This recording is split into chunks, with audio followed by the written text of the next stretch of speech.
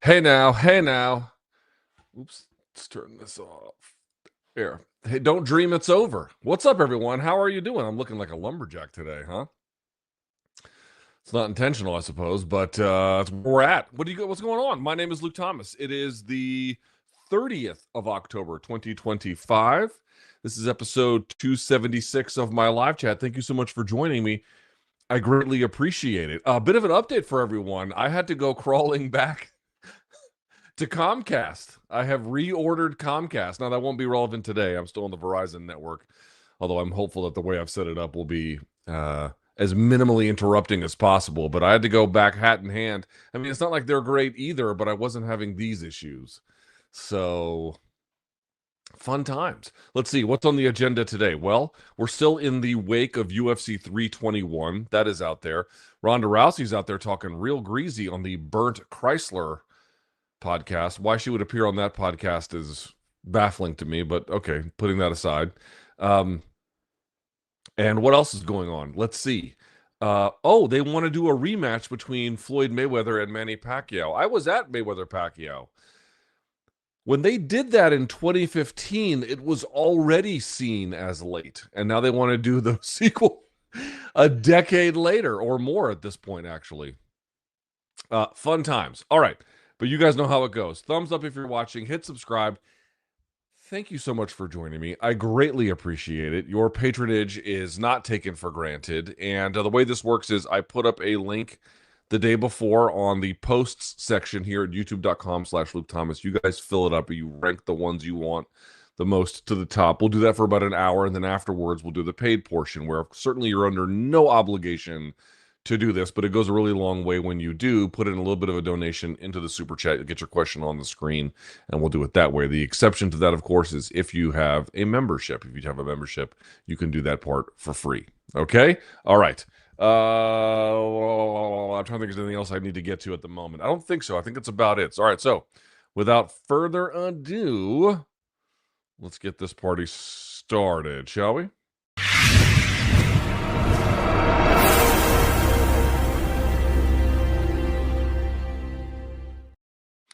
Now, I have to warn you, not only will Tukey be coming home from school relatively soon, but on top of that, while I'm going to be on the air, I'm going to have a bunch of family come over, my in-laws.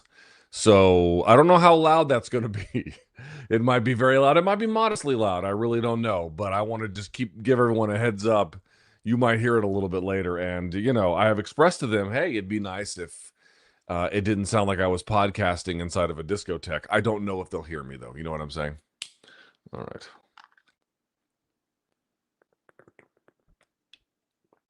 Some nice microplastics.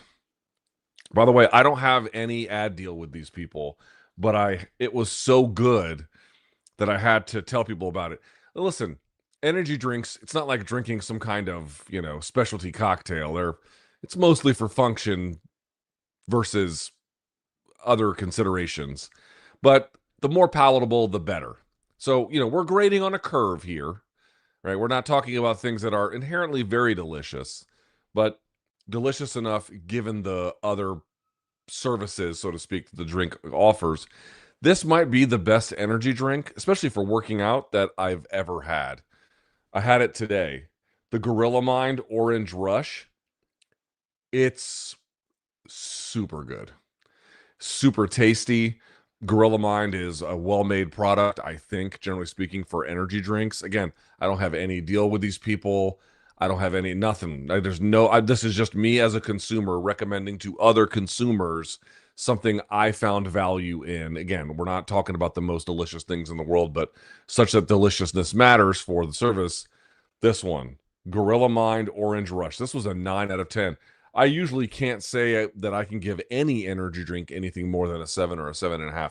That was an easy 9. I could have gone even higher. That one was awesome. People ask me where I got it. I don't know where all you can find one. There's a Dick's Sporting Goods that I went to here in DC, and they had it. So I have no idea how ubiquitous they are, but that's where I got one, was at the Dick's Sporting Goods store. All right. And then before we get going, last but certainly not least, you guys know the drill. all live programming on this channel, all live programming here, there we go, on this channel is brought to you by our friends at Tooletries, Tooletries.com. You can use my code LT20 for 20% off. And again, understand what's happening here. You trying to save money? Good news. I'm going to save you money right there. You can use that code for 20% off. Again, Tooletries takes great care of me, and they'll take great care of you as well. It goes a really long way when you use this code for upgrading all of your grooming needs, be it shower organization, trimming your beard, you name it. They've got you covered. Code LT20 for 20% off site-wide at Tooletries.com. All right. With that out of the way, let me take one more sip of this water, and then we'll get going. Delicious microplastics. All right. Let's see what y'all got. Get this water off my hand. Pull up the questions. Okay, let's see. At the stage. There we go. All right. Whoop, Jesus. Can y'all see that one? Let's put that a little higher. All right. Okay. First question, Luke. Refs are finally listening to us. Seems that way, right? Due to their stinky performances recently, I fully believe they made an effort to be extra strict last Saturday, and I loved it. Firstly, do you think there were meetings between refs and the commissions in the last couple of weeks addressing these issues, or were individual refs choosing to be harsher on their own accord as a result of fan backlash? Secondly, do you think this will be something that lasts, or just an immediate response to an overwhelming amount of criticism they've recently received? Well, I mean, something to understand is a lot of this tends to go cyclically, or at a bare minimum, some kind of pendulum, maybe. You can pick whatever metaphor you want, but what I mean is as follows. They're always trying to solve for some kind of dominant problem. The ones who care, anyway. Like, obviously, we realize that the officiating firmament is filled with people who don't really care, but to the extent that they care, then there are some that do, obviously. They're trying to solve for a problem. So, like, for example, years of time was spent in crafting rules and scoring criteria to help eliminate lay and pray. Lay and pray was a big problem for many, many years. And, you can decide to what extent they've solved that problem or even swung the pendulum too far. But that's one thing that they've tried to do. And I think in other cases, there were a lot of times that stoppages in MMA were oftentimes too early or inconsistent. And I think a lot of the refs just felt like, well, the good ones felt like they didn't want to see too much of an influence of themselves in these fights. But we've now gotten to a point, as we've discussed on this channel and other places as well, that the referees have become so hands-off that they become borderline invisible, and it is now at a place where fighters have openly admitted to cheating with fouls, just because they know they'll get away with it. So obviously now they have to solve for that problem. You're asking, are individual ones doing it on their own? I suspect that more of this is probably happening potentially in a coordinated way with some of the bigger places. For example, you've even seen Andy Foster out in California say that they're going to have a meeting about intentional versus non-intentional fouls. Clearly, there are conversations happening in the officiating world between referees and commissions to their officiating crews. These conversations are happening to the point that you raise. But I would honestly say, while I definitely feel like that is part of it, it's really not one or the other. I think the biggest one, to be very clear with you, is that while there probably has been some directives from some commissions to be more cognizant of these challenges, I also just think that the better referees are, I'm not going to say acting outside the boundaries of what the commission has asked of them, but I think taking a more proactive approach to rule enforcement on their own. Yeah, I think a lot of them are just getting out in front of it because they hate it. They hate it like we hate it. I mean, again, there's a lot of different opinions out there, and I understand, and I don't want to rehash it. I'll make this point and move on. We all understand the point that the referees don't want to have too much of an influence where you're asking, like, It's like the director of a porno talking through the movie. It's like less of you is better, my guy. Right? Right? Like we don't need to hear the chit chat. I'm fair enough. But at the same time, in these MMA cases, as we indicated, it's been so hands off that you're almost like, are you even there? Is anyone even enforcing the rules at that point? You're letting the inmates run the asylum, and now I think the pendulum is swinging back the other way. How far it goes, both in terms of what rules they change or what referees do, I would prepare for some inconsistency. All referees are not going to see it the same way, but I do think that you're seeing just both things: proactive approaches by referees themselves, and clearly conversations in officiating circles, including on these commissions, to potentially be a little bit more cognizant of not letting these things go unchallenged.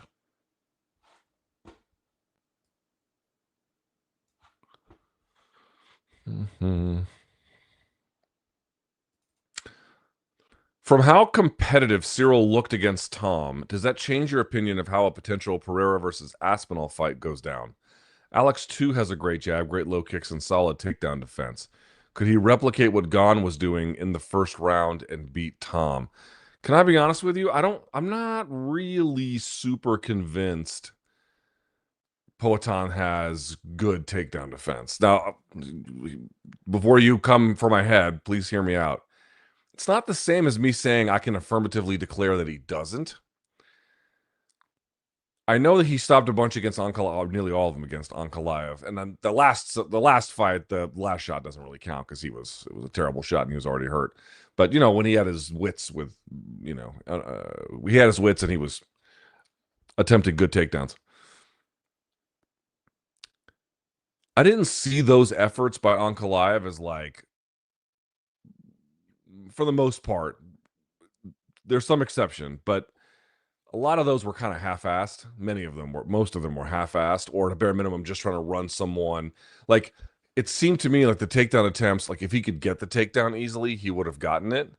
But he didn't, because I don't think Poatan has bad takedown defense. That's really not what I'm saying either. There's a lot of space in between bad and like really good. And he could be here. He's definitely not here. I think he's probably somewhere more in the middle. But the point I'm trying to make is he seemed more to just want to stall out the fight, prevent Poatan from having any momentum, crash him up against the fence, and kind of just bleed the fight out that way. And it worked, obviously, in the first fight, given the circumstances. What I'm trying to tell you is I don't think Poatan has bad takedown defense. That's not what I'm saying. But I don't really feel like, me personally, I've seen it thoroughly tested. I've seen it modestly tested, and he passed those modest tests with flying colors. Yes, he did great with that. But people are like declaring he's got great takedown defense. I'm like, he hasn't really had to show that for the most part. I don't know. I'm not super bought in on that idea. But your question is, does it change, in my opinion, how a potential Pereira versus Aspinall fight could go down? Perhaps a little bit.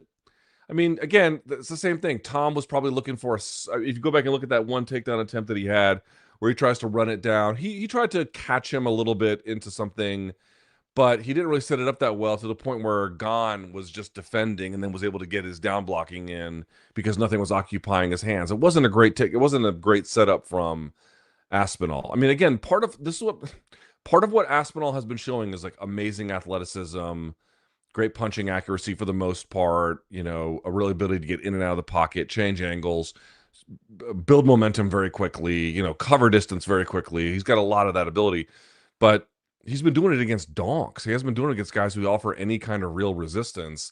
And I kind of thought, this is where I got it wrong. I kind of thought Gane was just going to make more terrible grappling decisions or terrible striking decisions that gets him into grappling trouble, which is like what he did against Jon Jones, but he didn't. He did better. I was wrong. He did much better than I thought he was going to, and looked pretty good. But at the same time, people want to use it's a normal thing. I'm not in any way bashing the question, not at all. But people want to use a very, very small sample set and try to draw very big conclusions from it. And I understand that in terms of the volume of takedowns that Poatan has stopped, there's some reason to believe it could be quite good. Fair enough. I personally feel like I need to see more, but again, I don't think he has bad takedown defense. I'd say he has serviceable to maybe even good, somewhere in there.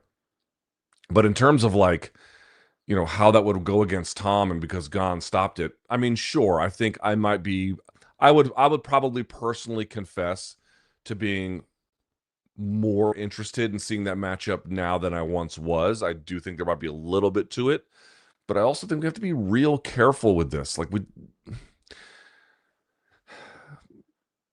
dude, you need to see someone really pushed to get a great result. Like something like what Cormier had to deal with against Gustafsson, or even to an extent the first Rumble fight. Shit, to an extent the second Rumble fight, but certainly the first Rumble fight, where he's getting bellied out and he has to kind of figure out a way back, and to do that. That's what I'm talking about. Like where you're having, like, you're really in trouble. You've been really threatened. You've been really challenged. You've got someone who's extremely proven in certain respects, fatally flawed in others, but certainly very proven in important respects, and then having to answer for that. And because the game itself is so gamed now, where people are looking for not so much the takedown, but just to, in the case of Ankalaev, I think a bunch of those takedown attempts were him just stalling the fight out. Like it makes drawing conclusions a little bit harder. I will cop to being slightly, to even, no, you know what, to somewhat more interested in Poatan Aspinall, but with big caveats in both directions.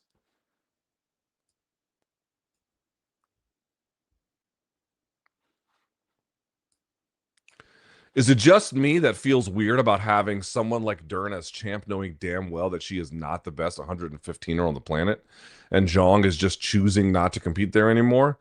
I kind of felt the same when Ilia vacated and Volk became champ again. Is this just a byproduct of the UFC not allowing simultaneous double champs anymore, and this is something we have to get over, or is there a way around this? Yeah, there's a way around this, which is that the person who has the belt takes it, or excuse me, the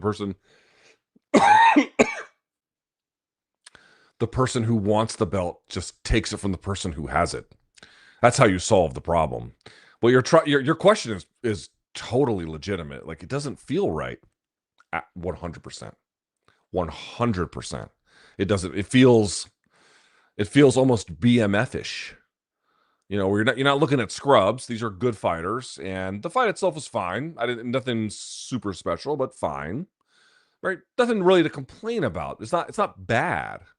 But it doesn't feel like this is the kind of championship excellency that you would expect from a UFC title fight. Now, the problem with that is you can even get that feeling even when you do have somebody of that kind of caliber, just because the person who was there left the division, right? So they denied the opportunity to that one rising star. For example, Robert Whittaker never got a chance to fight GSP. Right, what would that have looked like? I mean, I think he really would have potentially done, a huge amount for himself as a consequence.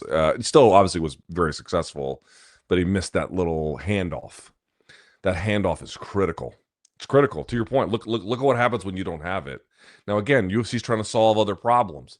Guys, we got a calendar. Trains need to leave the station on time. We just can't have a situation where we have people in formal situations, right? They're belt holders, just occupying two divisions simultaneously, and we can only count on them to fight maybe 2 or 3 times a year. I realize that Merab is the outlier of all outliers, but you guys know I'm right. I mean, a champion fights 2, maybe 3 times a year, but typically it's 2. And you're holding up 2 divisions, like it's a non-starter for them. But it leaves you with, like, there's no such thing as a free lunch. You can solve these other problems, but then these other secondary problems begin to emerge, which is, okay, fine fight, Mackenzie Dern, rightful winner. All right. But it doesn't feel like, I just, they don't look like the top 115 pounders. You're right, because they're not. This is just where we are. But at the same time, they have to crown a champion. Zhang is gone for all the reasons we've already articulated. Champion has an obligation to defend. The architecture has to keep moving. This will eventually sort itself when another kind of dominant figure begins to move through. That tends to be what happens, is you got to let it cycle through a little bit, and then, fresh blood kind of takes over and the problem is resolved. But you get this interim moment where you're like, yeah, but these two donks, they don't rate. they don't rate relative to the rest. And it's like, yeah, well, this is why you need the handoff. The belt must be taken. It must be taken by force. That's how it works.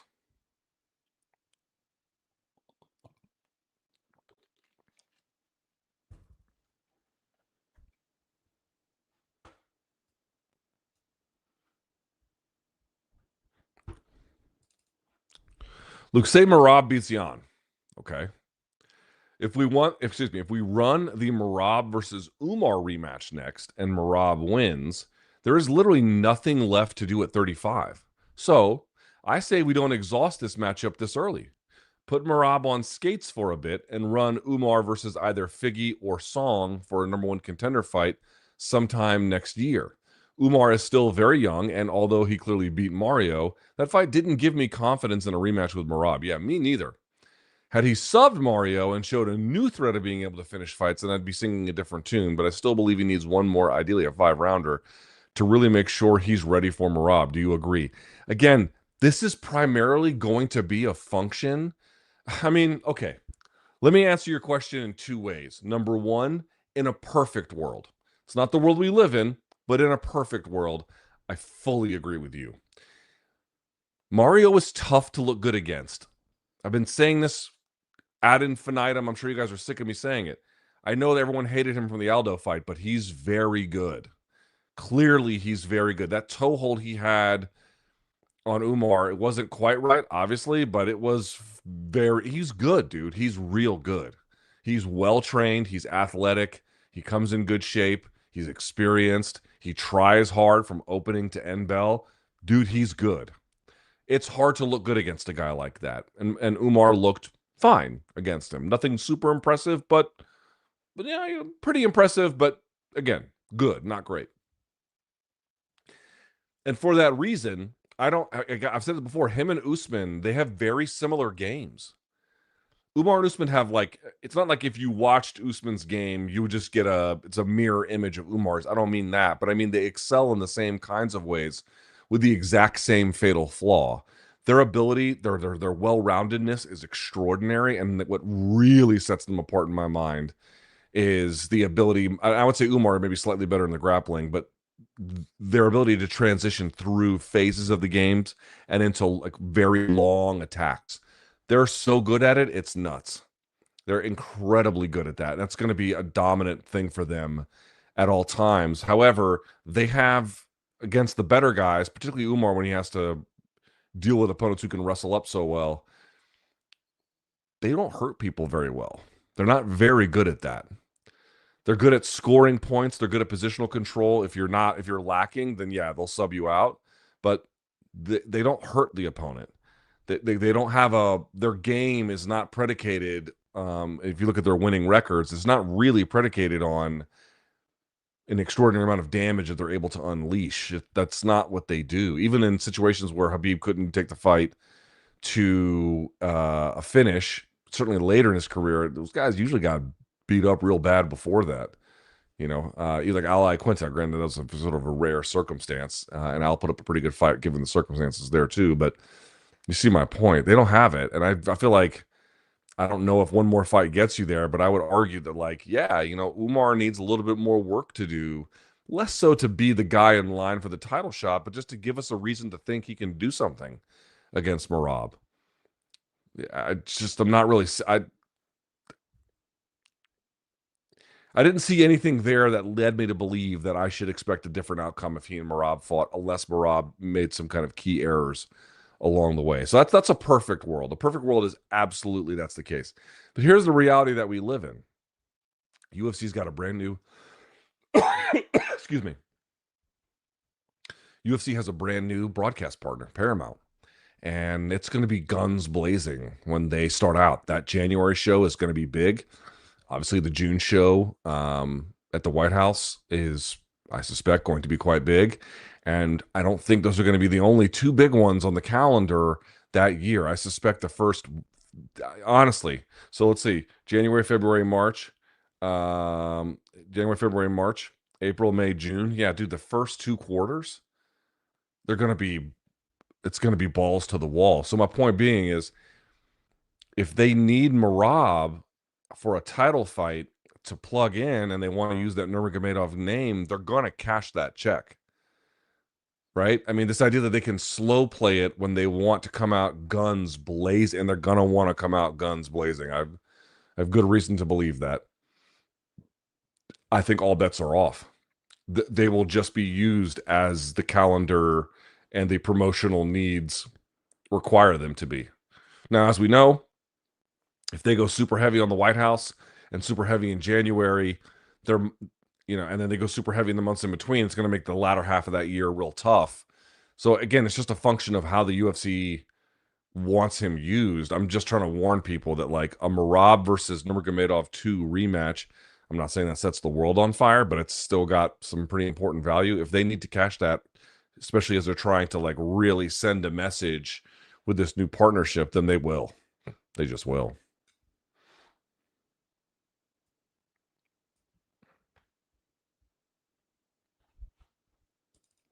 Azamat Murzakanov is seriously good. For Rakic, I think he could go very far at heavyweight and make it to the top 5 off of his pure athleticism and skill alone. Do you agree? Yeah. I said it. I think I said it on Monday's MK. Maybe not. I don't remember. For Murzakanov, though, what do you say about him versus Ankalaev next? No. Do you think he can beat Big Ank? He might be able to. He's an interesting challenge. I mean, Ankalaev is pretty well-rounded, and I think a little bit, well, actually a lot more defensively sound than Rakic. So that's a tougher fight. I think he bumped up to like 7 in the rankings, something like that. That sounds about right. But to me, that means there's still some space between him and the top of that division. I would like to see him fight at least another guy before fighting Big Ank. Again, he was already supposed to have fought Walker, and then this was supposed to be after that. So if we were there, I'd maybe feel a little bit differently, but we're not. So I'm gonna say not yet. Let's get one more in front of him before the Big Ank one. Now you're asking about Rakic. How far could he go at heavyweight, dude? If you're Rakic, why would you not go? I mean, I don't know what the cut is doing to his durability, but to the extent that that's relevant, some of that would be mitigated. More to the point, he's going to be perfectly sized for them. He's going to be a better athlete than most of them. He's probably going to be faster than most of them. I don't see. I don't know what the downside would be. I'm not sure what they would look at there and say this is a problem.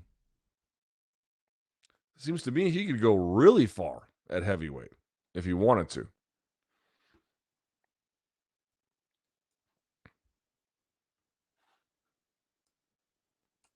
Don't get me wrong. I absolutely despise fouls in MMA and completely agree that the penalty for them should be much harsher. However, can you all see this? Put it a little higher.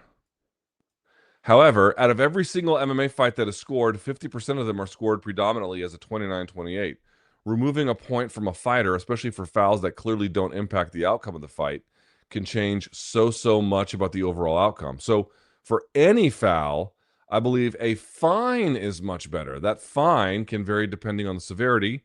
A brushing eye poke that only required a 10-15 second break could be a 10% fine, whereas a more severe foul can go up to a 30% fine, and said fine will go towards the other fighter who was fouled.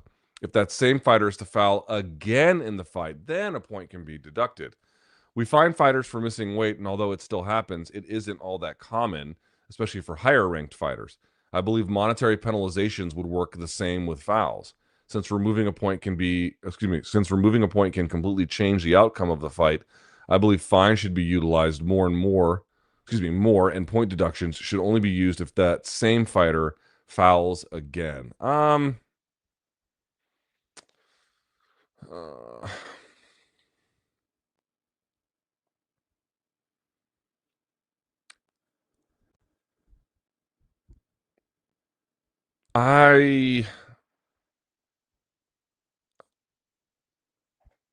I don't know how much I agree.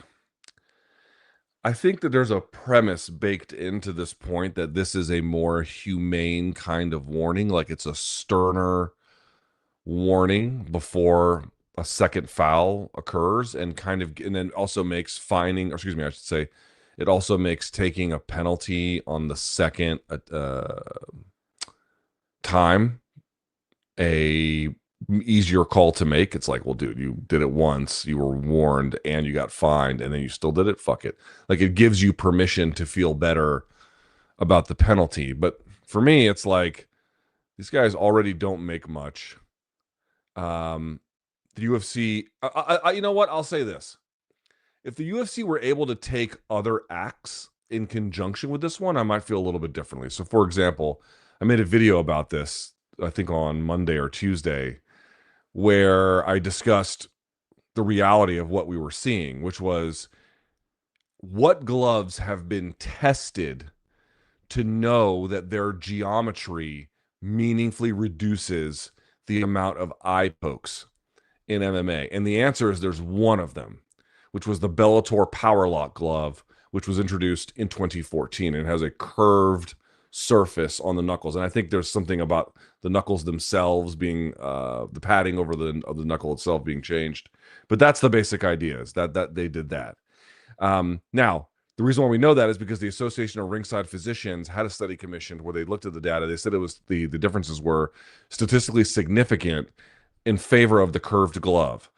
What they ultimately recommended was, you know, again, all of this has to be tested much more because there's other confounding variables, but assuming that there might be something to this, again, more testing needed, they recommend basically any kind of glove with a curvature. Not that all the other ones are tested, but they did test one curved glove, and it had, as I indicated, a statistically significant difference in response.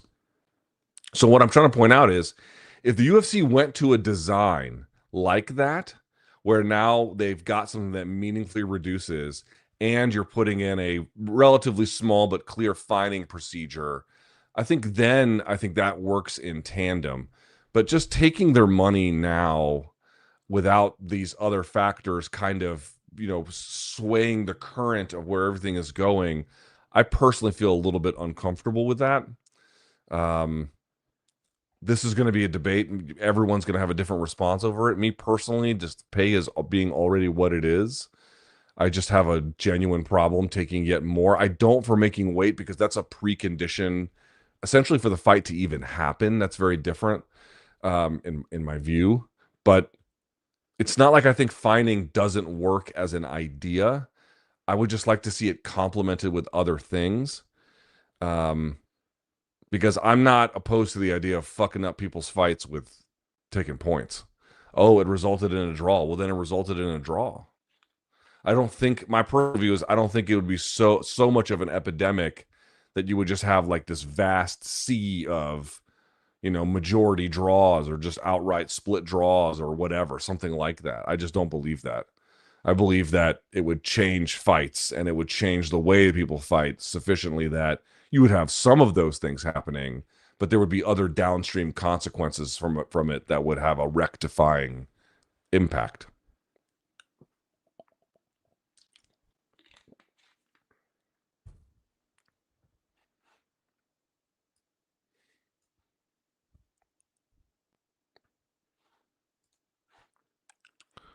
Luke, two-part question. First, let's say Tom never gets poked. How does that rest of that fight play out? This is an unknowable thing.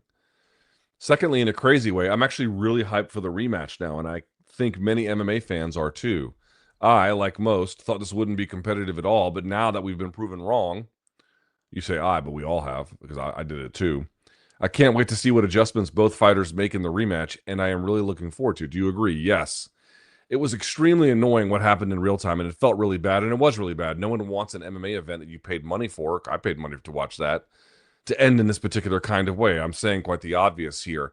All of this controversy is going to make the rematch significantly more interesting, in part because obviously now there's unresolved business, right? They have unfinished business. The guy got poked in the eye. The fight didn't finish. And Tom, I think people are somewhat overstating how Tom looked relative to Gane. But Gane was winning that round. Gane was on the way to winning a 10-9 round. No question about it. And then the optics of Tom having his face bloodied didn't help anything for him at all. In fact, it only makes the tension in the whole thing even greater. So I absolutely agree. I mean, in a weird way, it's almost what the fight needed, because the fight felt a little dead to me. It was, again, we had all assumed, what's the value of this fight? Tom is probably going to win. He's probably going to win relatively quickly, and it's a start to something new for him. It's a goodbye to everything that had been plaguing this division up to that point. And then you get more of it, and you're like, my God, it only magnified the problems, which it did. It did magnify the problems. But it also sets us up for the same thing we were going to get at 321, now with with more parity between them, given Gane's performance, with big questions about Tom, and now questions of, I mean, I'm not saying that they're fair, but people have issued questions about his resiliency. But also the other part too is, dude, here's something you have to consider. Only time will tell. But one of the worlds that we possibly live in is that Gane was going to win that fight. He was going to win that fight. He was going to look amazing. And he didn't get a chance to do that because of the eye poke. And now that Tom has got to see exactly what he's up against, he's going to make more adjustments between now and then. And now Gane had missed his window. Like there was that day, last Saturday, that could have been his day to become UFC champion. And because he fucked it up with the eye poking, now that window is gone, because there will be a rematch. It will be bigger. It will be more intriguing, but it will have given Tom just enough motivation as well as a feel for what he's up against to get the best result possible.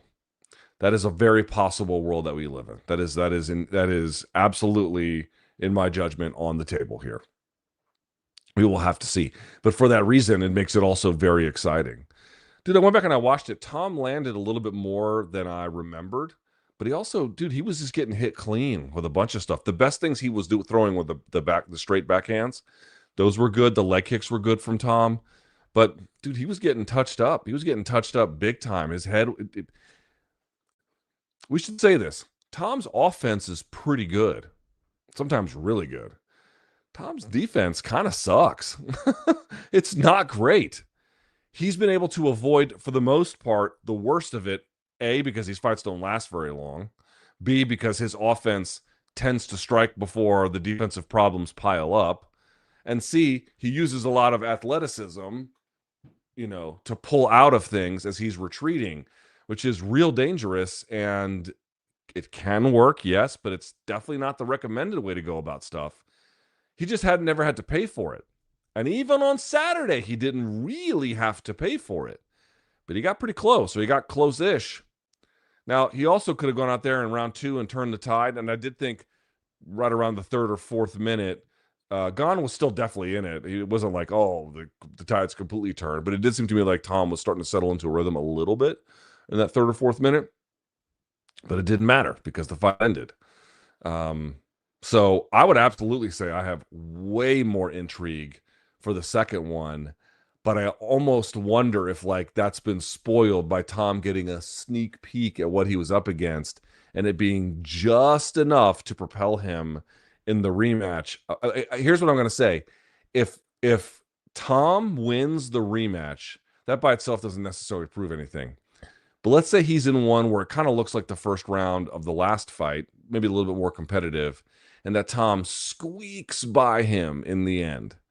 That to me would be, the nature of evidence makes it hard to conclude exactly what it would mean. But I would say for me personally, that would be some evidence that little extra bump he got from having to face him, plus time to adjust, get a second crack at him, was just enough to salvage his needs,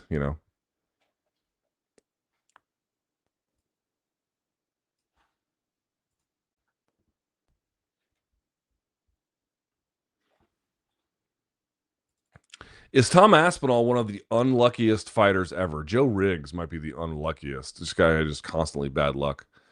Blows out ACL in hometown main event. That's bad. Accepts a short notice fight across the world in 10 days against Pavlovich and pulls his back the same night of accepting the fight. That's bad. Has to defend his interim title in the middle of the night. That's I don't know how much I call that unlucky, but not great. Waits 15 months to fight due to no fault of his own. That's definitely bad luck. Gets eye gouged or eye gauged. I don't think that's how you spell gouged. I gauged 4 minutes into a competitive fight. Yep, gets called a quitter and cowardly by a majority of the MMA fan base, including many fighters and analysts. Yeah, that's been an interesting one to me. How do y'all feel about that? How do y'all feel about Tom being called a quitter? I mean, here's the interesting part to me. I have seen people complain about, for example, I mean, some fighters have done it too, but there's definitely been like, some content creators or even some media members to an extent that have engaged in Tom kind of quit or, something along the lines of suggesting it. And people are like really mad at them. And it's not like I agree with it. I don't. Well, actually, let me hold on. I'll explain what I mean. But let's just say for the sake of argument, I don't agree with it. It's like, dude, let me explain something to you about how media works, yeah? When I got into it, you didn't have to convince the public as much to be on your side. You had to convince an editor to put you in a place of prominency. You had to convince a program director or a producer. You had to convince someone who was a gatekeeper. But in the modern age, you don't have to do that. At least it's not as much. You can be a man of the people and you can rise up. And if you know the ones that have done that, they tend to take very negative tones towards MMA fighters. I don't think that's an accident, because the people who are asking the gatekeepers to get in had a certain kind of either aesthetic or a bare minimum promotional, or I should say, occupational standards that they would never engage in that kind of a thing. I'm just trying to point out the people who are saying Tom quit. I'm not even saying I necessarily agree. I'm saying you don't have to agree. You could find it offensive, and you could say MMA has like a victim blaming culture, and all that is true. But the voices that are rising saying these kinds of things, they're much more representative of the fan base than I think some people want to admit. Like, they're not out of lockstep with a bit. Not again. There's a diversity of opinions among the fans, and like there's all one thing. But like, they're not out of lockstep with a portion of the fan base that believes that. That's why they're getting more and more known, because they're aping back to the audience their preferences, their ideological or opinion preferences. I just want to point that out. Okay. Putting that aside, it's like, oh, Tom, these people are like, oh, a fighter would never quit in a circumstance like that. And I'm like, yeah, the fuck they would. Now, again, this is not me saying Tom did that. I'm not saying that Tom got cowardly in the moment and decided he couldn't do it anymore. But why would that be something that a fighter would never do? First of all, we've introduced surrender into MMA. It's a point of bragging. People who are fans of jiu-jitsu and like they try to sell other people on MMA, they'll say in boxing, oh, if you quit, there's this stigma around it. Well, we don't have that in MMA. We've built in surrender. If you've had enough, you can tap. Right? This is a thing that I have seen people brag about on TV as one of the ways in which both MMA action is more dynamic, but also to a degree how the system is more humane relative to boxing. But this answer the question there, like, can you be somebody who is very, very, very, very tough, and then in a moment of pronounced, or let's just say particular difficulty, not be able to muster the same kind of courage, or take a different approach where now you're taking a much more, how shall we say, calculated approach to your career or to what? Like, I don't understand why any of that is controversial. Now, the other interpretation, which I tend to think is the most likely one, is that Tom absolutely could not fucking see and was like, I'm not fighting this fight half blinded. Could I do it? Yeah, of course he could do it. It's fucking dumb. It's dumb to do that. So he's like, I'm not doing that. That's what I think is the likeliest explanation. The only thing I object to is this idea that like, oh, these guys are so tough, they would never engage in that. And I'm like, they absolutely, not all of them, but on the right night with the right amount of pressure and the right amount of what, they absolutely would do that. We already built in many different kinds of surrender into the sport. The better ones are very calculated about how they accept certain forms of risk. Absolutely that one of them could do that. This notion that this is like an insult to their courage. No, it's not. Again, dude, it's a different circumstance. It's a meaningfully different circumstance. But the idea that George St. Pierre would tap to fucking strikes before the referee ever intervened, getting bombed on, like he was the one, the referee hadn't jumped in. St. Pierre asked the referee to jump in.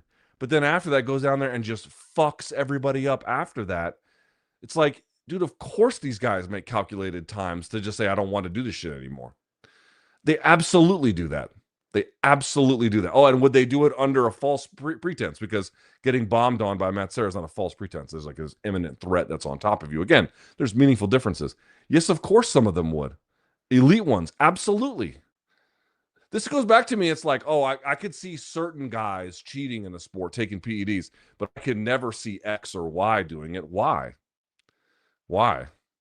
This idea that, like, well, I mean, yes, there might be lack of evidence for it in certain cases, but like people making this claim like they don't have the same moral constitution to go to that, and I'm like, they absolutely do.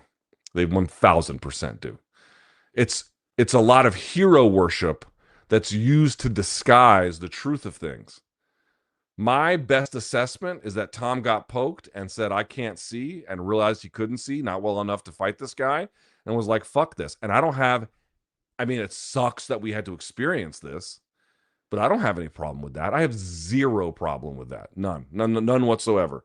Dude, if you're an elite fucking prize fighter, you're the UFC heavyweight champion of the world, and your eyeballs get raked and you can't see right, and the 5 minutes expires, and you still can't see right, yeah, live to fight another fucking day. Zero shame. And it absolutely means nothing for his future that we can deduce. But this idea that, like, wow, these guys would never do something like that. Motherfucker, I guarantee many of them would. Not all of them. Many of them would. It's a calculated call about self-preservation. They're gonna, the good ones in particular, are going to at least be more thoughtful about that. Yeah, sometimes you're going to get the knuckleheads who are like, I would, God bless Yuri Prohashka. We all love Yuri on this channel, right? And he's like, I would have fought no matter what. But dude, my man gets bombed on like it's going out of style. Like, and there's going to be a cost to be paid for after that. I made this point, like TJ Dillashaw to me, dude, he was an amazing champion. He did incredible things in the octagon. We all saw it. I know people are mad at him about the EPO stuff. Fine, whatever. I'm not here to relitigate it. I'm just saying he was a very, very accomplished champion. And remember, he had that shoulder issue where his shoulder was falling out multiple times during the camp. It fell out. And of course, there was all the issues even prior to that. It fell out in the back room when he was going out for the Aljo fight, and then it fell out in the Aljo fight. Dude, like again, I had labrum surgery on this one in May of 2009. Like, dude, you can't do that. And so now he was on who's the podcast? The guys out in the West Coast. Oh my God, it's the guys who are like, they're kind of just fans, but they do a great podcast, and they have, I forget their name. They invited me on. What the fuck was their name? Please forgive me. But they had TJ on, and TJ, by his own admission, he's not in pain, but he can't raise that arm above his head anymore because the shoulder mobility is so fucked. When they do shoulder surgery to repair your shoulder, if you grind it down to such an extent that it just falls out all the time, they have to tighten it down. And they've tightened it down to such an extent that he can't even get full function. Dude, what the fuck is the point of that? Taking those, can you fight under those kinds of risks? Yeah, of course you can. Of course you can. Look at the result. I would like to be able to raise my arm above my head. And this is my fucked up one. I mean, I can at least do this. I don't have great shoulder mobility. I can at least do this. You know what I mean? So, I don't have. I take. You hear Tookster's here. I take him at his word. If he couldn't see, fighting Gane is stupid. Stupid. It's stupid to fight Gane if you can't see. But what I object to is these claims, like their mother. It's almost like religious in nature. Oh, they would never do something like that. Yeah, the fuck they would. It's crazy to think that they wouldn't do that. Luke, what in the world do you do with heavyweight now? December is booked. January will most likely be Ilia versus Patty or Gaethje in LA. Feb is in Australia. Do you run the Tom Gane rematch in March? You could. If so, then does the winner fight the winner of John versus Alex later that year? I don't know how you can count on that. Then what do you do with Volkov? This Blades rematch, Lewis rematch. What a shit show. I mean, the first order of business is you have to do this rematch. I mean, Volkov can sit out. Maybe he wants to fight Lewis again. I mean, I doubt it. I mean, you could try and you just got to keep the other guys busy. This is like where people were like getting on Tom, being like, "Oh, well, Tom's dad says he's only got 3 fights left on his deal, and he wants to quit and then go to boxing." It's like, dude, why would you be mad at him for that? I mean, I get why, right? I mean, on some level, I understand it, which is, hey, I'm a UFC fan. It doesn't make me very excited to hear the guys I want to watch in the UFC go and talk about fighting and boxing. But I'm just saying, if you're Tom, look at your options. Now, maybe there's not much of a market for him in boxing, whatever that would look like at this point, right? I think that's also something to consider. But there's like no one for, if he goes in there and beats Gane, like, is John or Alex even going to be around if they get their super fight at the White House? Like, is that even going to be a thing you can count on? So I think he's just looking for what his best options are. But I mean, I think you'd be kind of silly if you're him to not look at this division and be like, okay, assuming, maybe that's a big if, but assuming you get past Gane, like, what are you supposed to do with the rest of your career? Wait for Gable Steveson in 2-3 years? I mean, go do something else, then come back. I don't even know if that's possible, but I understood at least where they were coming from. How they handled it is a little bit different, but yeah. Oops. Okay. Luke, on Mondays, MK, I found it surprising that you weren't that much in favor of Islam versus Ilia at 70. Okay. Personally, I think it's the best for both. At 70, Islam has no excuses of possibly saying he was diminished going back down to 55 after he bulked on all the extra muscle to go to 179 versus JDM. And for Ilia, he gets to try for 3 division champ, and it's versus someone who himself isn't a natural 170 pounder in Islam. I do agree that Ilia versus anyone who is a natural 170 pounder is probably a bad idea, given how Charles was able to control underhooks versus him at points. But I do think for this specific fight, it benefits both for it to be at 170, especially because if Ilia loses, you still have the ability to have him be reigning champ at 55 and maintain both stars and champ. I mean, I think what I would say is, given the way in which as you mentioned, if you're going to go to, Islam, for example, had to give it the 55 belt to go to 70, and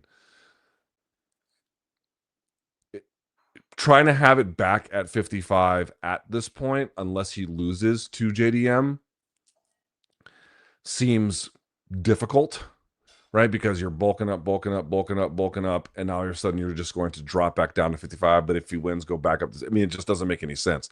Holloway tried to do that previously between 45 and 55, and I just don't think it served him his interests. And now he's talking about, and is here apparently at 55 permanently.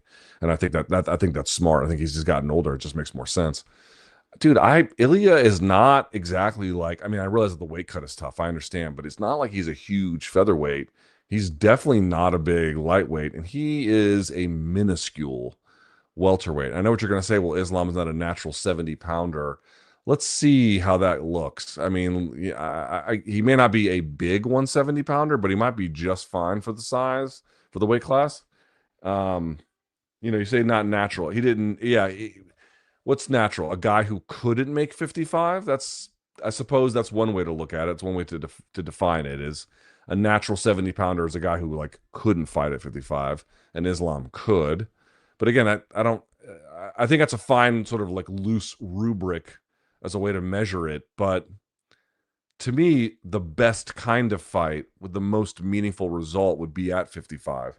Now, again, if Islam's weight cut at this point is so bad that is not really on the table, fine. Again, you have to go where you have to go. And if it had to be at 70 for the reasons that you list, including some of the ones that I've sort of mentioned here as well, then fine. I mean, better to have it than not have it, right? Certainly better to have it than not have it. But I don't know. I felt like it's more meaningful to have these campaigns where both have done decorated work versus, now granted, if Islam beats JDM, that's pretty good. But then Ilia would still have, I mean, Ilia at 70 is, I don't know, it seems kind of silly to me. He's so outgunned at that point. I don't know. I don't love the idea.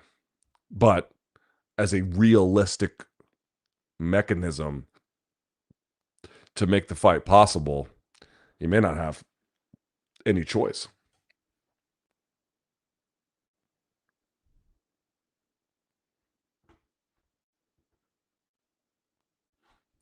It's an interesting question. Most of these are MMA ones, but this one's pretty good.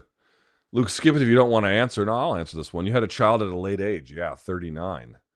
Now that Tuki's around 5, she's 6. Do you wish you had a kid early? Did the weight help you in some way or old age catching up to you? Yeah, dude, I fucked this one up. I should have had it much earlier. Don't wait.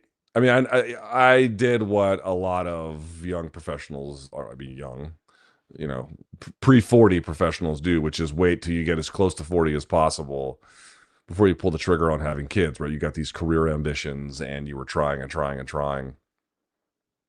And it was working for me up until for a long time. Certainly by age 39, it was going great.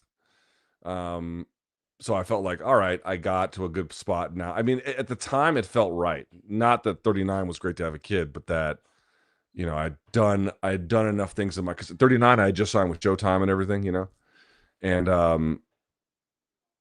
I felt great at the time in terms of like, okay, I've banked enough things in my career where if I have to put it on hold for a little bit to have a kid, I can do that. So that part felt good. But dude, like then the industry imploded, the MMA industry and then the media industry, like the whole thing went up in smoke in ways that I never anticipated at the beginning of that deal. And then more to the point, now she's older and it's like, don't get me wrong, it's great. I mean, it's my favorite thing in the world is to hang out with my kid and my wife together as a family. But dude, I'm tired. I'm tired all the time. Like it's tough. It's oh, Luke, buck up, little cat. I know, but I'm telling you, it's fucking tough. Like what's interesting about like going to the gym and stuff in your 40s versus your 30s? In terms of like absolute strength and like what I can physically pull off, there's actually not that much of a drop off, really at all. But the recovery and then the toll that it takes, that is much harder to get over. In terms of like ability to move weight and stuff, it's not really that different. Not really. Warm-ups are a little bit longer, that kind of a thing, but I can still pretty much move most of the same weight that I could before. Not exactly as much, but I'm also not training quite as hard. But pretty close. But dude, the recovery is fucking tough. It's the same thing here as having a kid. Like, dude, you want to have energy for your child. Like, it's just think about it logically. The better off you are in terms of having that, the more engaged as a parent you can be, the more you're going to be able to play with your kid, the more you're going to be interested in spending time with them rather than just trying to recover all the time, which, I'm less so in a state these days, but for a while there, I felt like that. Yeah. I mean, if I could have done it differently, I would have had it much sooner, probably 32, 33, certainly 35 at the latest. I had it at 39. That was late.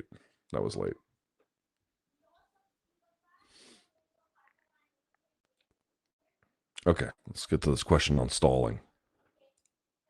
Can you guys see that? Yes, I think so. All right, Luke, as a lifelong boxing fan who only became a UFC fan approximately 15 years ago, all right, so circa 2010-ish, let's say the Fox deal, something like that, I want to start to say first that I 100% agree with your sentiment on stalling. I prefer to see more stand-ups in fights. However, in regards to Almeida versus Volkov, while I 1000% think that not rewarding Almeida for his lack of passing and advancement, I also find it very hard to accept the fact that Volkov did enough to win the contest. Yes, I understand that based on the rules, Volkov, you could maybe argue, did more to attempt to damage Almeida. I truly do not feel that he was very successful in that endeavor. And further, the fight for the most part took place where Volkov clearly didn't want it to. Again, I'm happy Gelatin did not win. I think it's better for the UFC and sends a message to fighters moving forward that positional control will not be rewarded. But that aside, as a fan of the sport and as someone who tries to be logical, I truly find it hard to see how Volkov himself did enough to win the fight. Even when they read the decision, he seemed surprised. Anyways, regardless if you agree or not, I wonder if you see slightly where I'm coming from. Yeah, I sort of get it, right? Where it's like, okay, in this particular instance, the reasons that Almeida lost could make him a better fighter, sends a message to other layer and prayers. You got to do more. judges sending a message, right, about what we're going to reward and what we're not going to reward. That's got to be good. I'm in favor of that. But like, just looking at the letter of it, do I really feel like Volkov won in some kind of observable and clear way?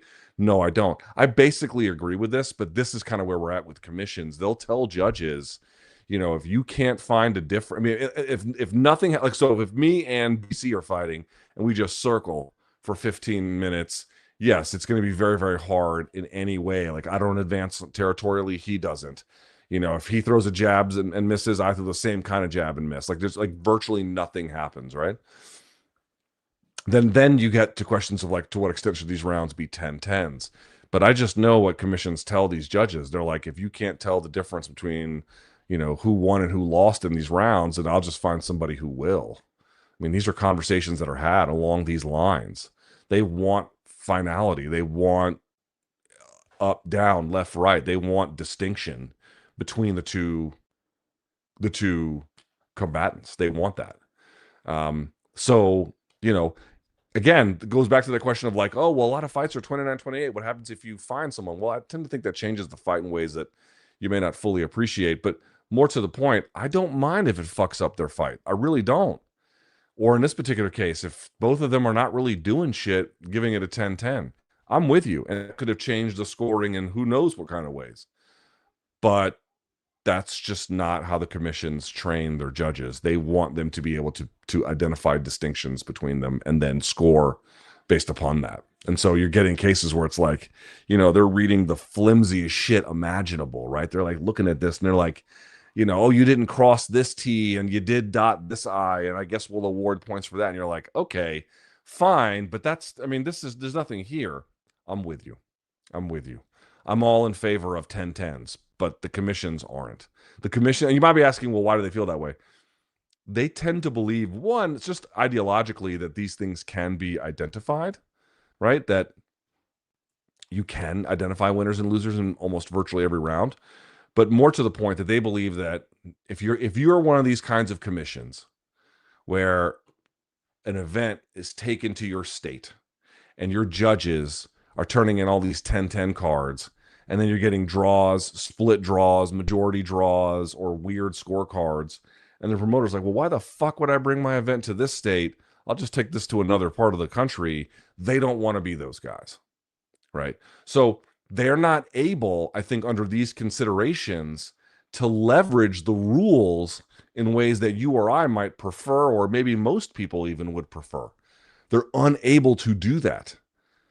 This is what I mean about the commission structure and how these work. I brought it up previously with the commission in California voting to recommend the Muhammad Ali American Boxing Revival Act. This is this TKO sponsored bill to get them exemptions to the Ali Act, the existing Ali Act. In there, I had said, I mean, if you're those people, maybe members of that commission will end up working for Zuffa after Mark Ratner leaves. That's been rumored, right? But putting that aside, dude, if the California Commission says like we're gonna vote 6-0 to not recommend this, just understand the commission, the way they make money is they make money off of essentially taxing, but pro wrestling events, boxing and MMA. Well, who's about to be the dominant promoter in this country in boxing? I mean, it might take Zuffa Boxing a little while. Does Top Rank has a fight tonight in, I think, Montreal, or I think in Quebec, somewhere in French-speaking Canada, and they don't have a fucking television deal. So they're putting it on like a free over-the-air fast channel. One of these, like one of these Roku TV channels you guys might have seen. There's a million different kinds. And they have audiences. It's not like it's a bad thing, but it's like you don't have any television deal. It's their classics channel. It's like Top Rank Classics. It's their fast channel. They're putting it on that. Are we really worried about, what is their future? I don't know. How about PBC? Does PBC have any future at all? Doesn't look like it. Not much of one, right? They got a good show coming up December 6th. Credit to them. I like it. But after that, I don't know, brother. I don't know. And need I say more in MMA? So if you tell the one entity that's got two of the three, maybe potentially in the future, all three of the biggest brands in those respective entities to go fuck themselves, what happens to your ability for the commission to function when those events aren't in your state anymore? The way in which they are, it's not the only way that they generate revenue. Some of it comes from just ordinary tax dollars from the state, from like the residents in the state, but a big portion of it comes from that. And California used to be immune to these pressures because if UFC didn't go there, dude, Strikeforce was having shows in San Jose. I mean, all the freaking time. To say nothing of Elite XC during that time and IFL during that time, to say nothing of all the boxing that was happening at that time, just constantly. So they had so much volume of shows that they could just tell promoters to kind of go pound sand if they wanted to. Well, buddy, those days have changed. Ooh, the markets have shrunk. And not only have they shrunk, they've all kind of concentrated around a dominant promoter. And now look at what is happening to their decision making. It's completely fucked it up. If there is any reformation about the commission model, how they generate revenue has to be the first thing you address, because the amount of bad decisions they will make downstream from that, unless it is changed, is astronomical. And more to the point, this is why you have to break up monopoly, because they're so big, TKO at this point, that their ability to enforce regulatory capture is enormous. It is enormous. And I don't think that the athletes are being served long-term as a result. Let's see if there's anything else here very quickly.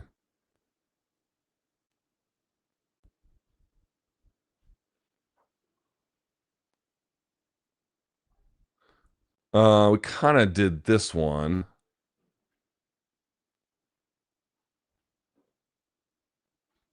Let me get to it very quickly. This one.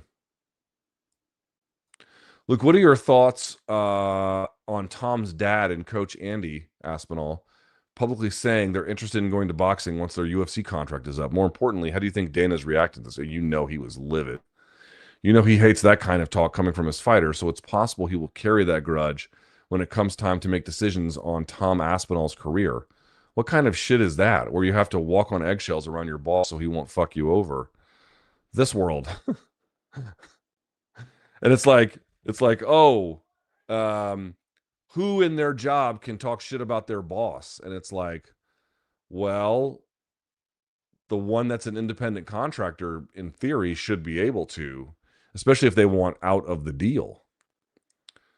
And it's interesting. It's like, dude, if I was a plumber and I talk shit about one of my clients because they had a fucked up plumbing situation at their house and they fired me, and they would be well within their right, of course. They would terminate the existing relationship, but they wouldn't like lengthen my contract. You know what I mean? That we would just be able to like independently, or at the bare minimum, the severance of the relationship would come much more naturally. But that's not the case with Tom. Like they can add, God only knows what they might do, add tooling provisions, or who knows, or if he loses again, or if he loses again. It's funny I said that. He lost face, I think, with a portion of the fan base. Again, not saying he should have, but I think he did. Yeah, I mean, when Arlovsky tried to leave the UFC the first time, they put him on the prelims against Jake O'Brien. Now, Arlovsky won that fight when he wasn't supposed to, but Jake O'Brien was sent in there to like basically send Arlovsky packing, such that when he hit the open market, he would already, the thought was, I think by Joe Silva at the time, hey, let's send him out there to the free market and let's fuck up his shit before we get out there so that he won't get bid on. And in fact, he beat O'Brien. Like, again, that was very surprising at the time. And, ended up getting the Fedor fight, which I know he lost in, but, obviously it was a big payday at the time and blah, blah, blah. Like he was able to do something with it. Guys have tried this. They've shown us what this looks like, I don't think the playbook has really changed at all. This is, I don't know what to tell you guys. Like, this is where we are. We have a dominant monopoly that has the world at their fingertips, and they're able to leverage the outcomes that they want through vast forms of coercion, detectable and not. And I and others have tried to raise awareness about these issues, I think, to very limited reception. And This is just how things work now.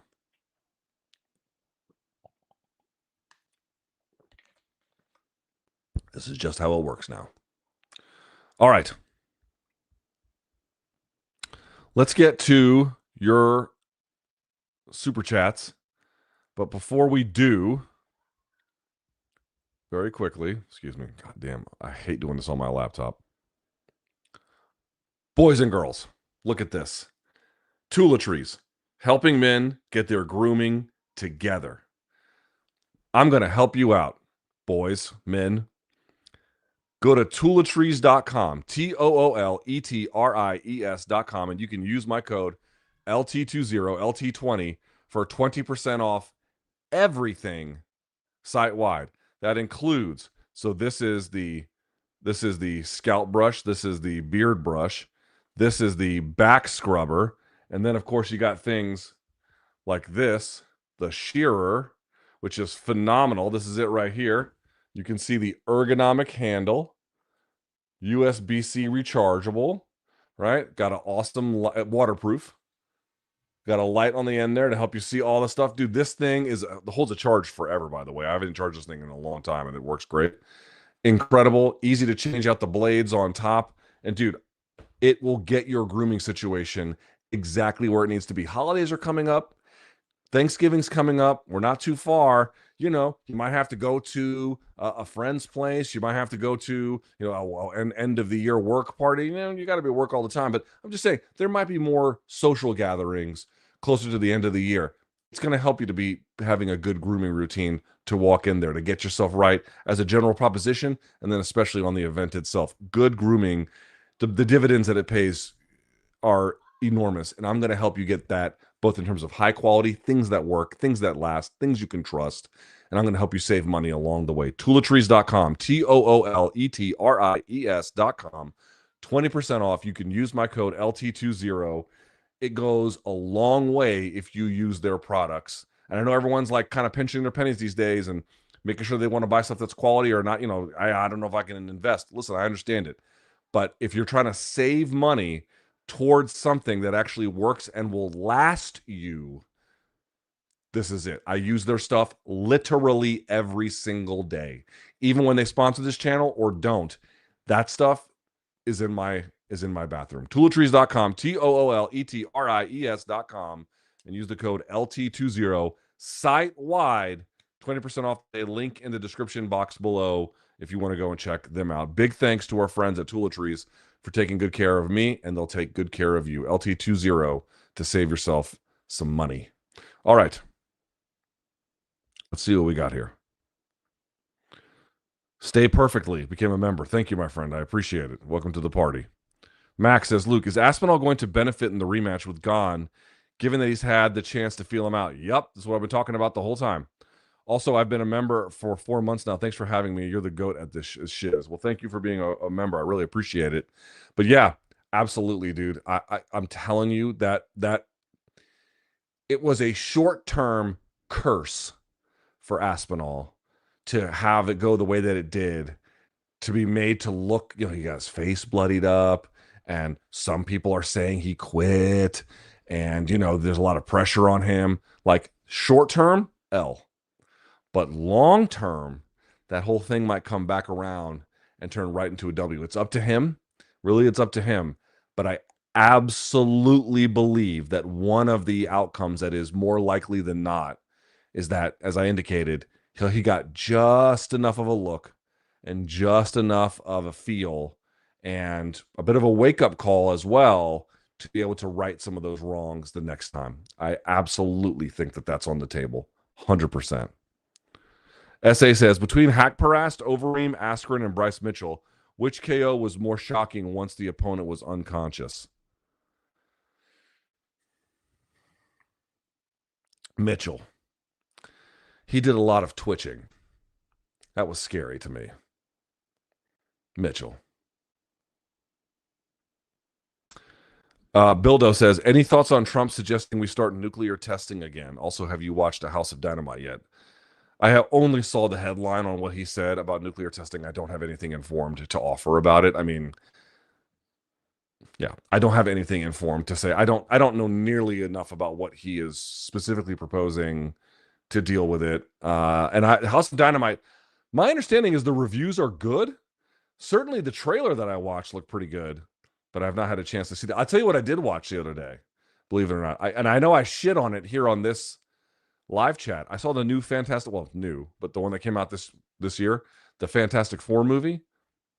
I stand corrected. It was actually pretty good. I didn't know how that was going to go. CGI was some bullshit, but um, I liked the old school slash how they took an old school franchise and made it look old school while also making it look modern and cool and advanced. I thought that was actually pretty interesting. They did a really good job with that. So, hoisted by my own petard. Johnny says, "Look, this is my last month as a member due to the government shutdown. I'm sorry, brother. I appreciate your support just the same. I had to pull back on bills, but I'll be back. I understand. With that said, how long will it be until all Fed personnel, civilian and military, become loyalists? A year? I don't know, dude. Dude, they've got fucking food banks for federal employees out in the city and in the suburbs. I mean, this is I got to tell you, this is one of the weirdest shutdowns I've ever been a part of. First of all, I remember my you guys might recall, I think they sold everything in March of 2020. So my brother and my sister used to have a restaurant. They got rid of it. They didn't want to be in the restaurant business. But they were telling me also that, like, in previous government shutdowns, Fredericksburg is pretty far from DC in terms of, like, if you take 95, it takes like 2 hours to get up. But if you take the VRE, it's just an hour. So, like, I don't personally consider Fredericksburg to be part of the Washington to DC suburbs, but people do commute there from the city. Anyway, the point I'm trying to make is the government shutdown was so far reaching that it would affect their business whenever that happens. So I just feel for all the businesses around town who are losing business because, dude, I mean, Trump has done his level best to fuck this place up. You know, the Doge layoffs were for trivial savings. By the way, I don't know if you guys noticed this. They gave $40 billion to essentially Argentina. That was more than the USAID budget. Just so that's clear, like what Doge did. Doge is one of the biggest failures I've ever seen in my life. In any case, but this shutdown is really weird because it's been devastating in its impact, particularly in this region where you have the Doge layoffs and other forms of cuts to the government services that have been traumatic. You know, telling the world that DC is as unsafe as Baghdad has, as I've shown, been bad for restaurant businesses, been bad for hospitality businesses, been bad for the tourism business. He has fucked this place up, and now you're doing this on top of it. He's doing his best to wreck this shit. But it's weird because neither party seems like they're feeling all that much political pressure to do anything about it. I suspect that will change eventually. I don't know when. You got these TSA agents at these airports working for fucking free. Many of them getting food bank assistance. Like, the whole thing is, these people deserve better than this shit. You know, and I realize that both sides are going to blame the other one. Fine, but just the impact of it, like, people, it's so weird to me, dude. The federal government has got a lot of problems, but it also does an enormous amount of good and solves for a lot of enormously important challenges. I mean, it's, for example, like, remember all those poor little girls and kids who died in that flood in Texas, right? Because there were the National Weather Service. It was initially thought that they didn't do their job, and they did. There was a series of other downstream, no pun intended, problems that had occurred, namely that there were these alert systems that the neighboring jurisdiction declined to have because they didn't want any of Biden's money. This is a true thing. And then they didn't have the sirens they needed for when these catastrophic floods hit. But what it did was it raised these questions like, okay, but didn't you guys already put in a bunch of these Doge cuts to the National Weather Service and NOAA and stuff like that? And they had to roll a bunch of that back as a consequence. Like, they serve real functions. And as I've said, a lot of these people are in these government jobs. I know everyone thinks like there's just an enormous amount of waste, fraud, and abuse. Doge could find none of it. There, of course, is some waste in the federal government. There, of course, is some fraud. There, of course, is some abuse. There's no question. I mean, there has to be something this sprawling in this size, clearly. But at the same time, there is an enormous amount of good that these people do, an enormous amount of um, uh, effort is put into maintaining our quality of life and our standards and protecting our health and our safety, environmental standards, regulatory standards, security standards, you name it.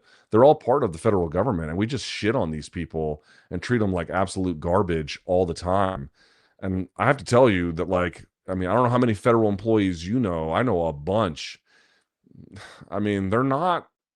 I don't know what you guys out there think that they are, but to me, they're loyal servants of the state.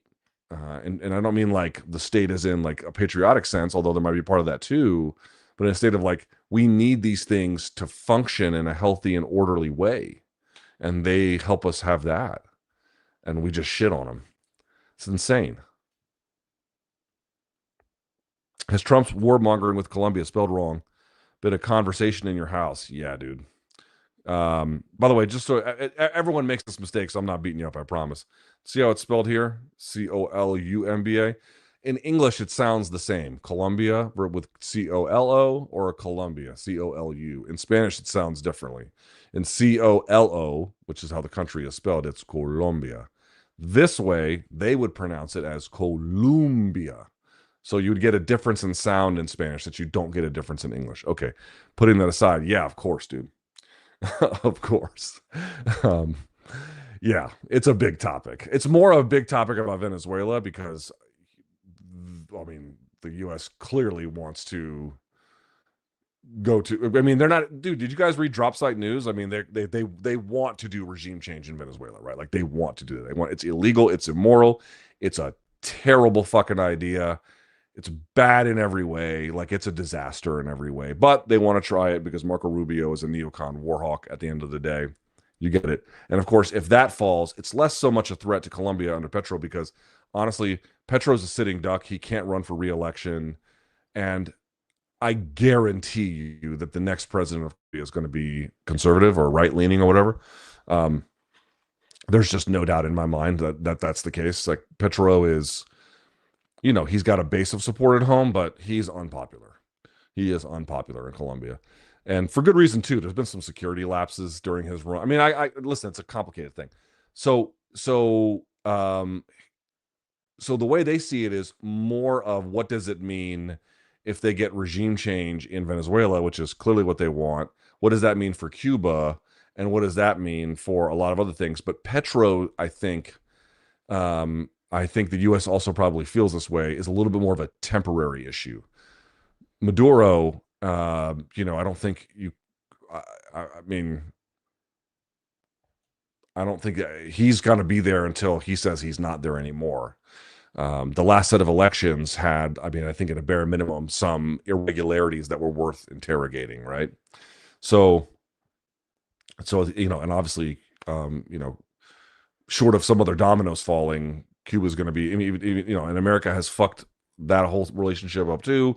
The blockade there has been a disaster for all parties. I mean, there's a lot of things going on, but what I'm trying to make is there's a connection between Venezuela and Cuba that's more present. Petro, while connected to some of that in ways, Colombia has historically been a very strong ally in South America for the United States. Whether you think it's a good or a bad thing, it's been that thing.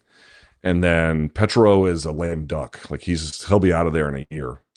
So I think that's more like let's just stick it to Petro.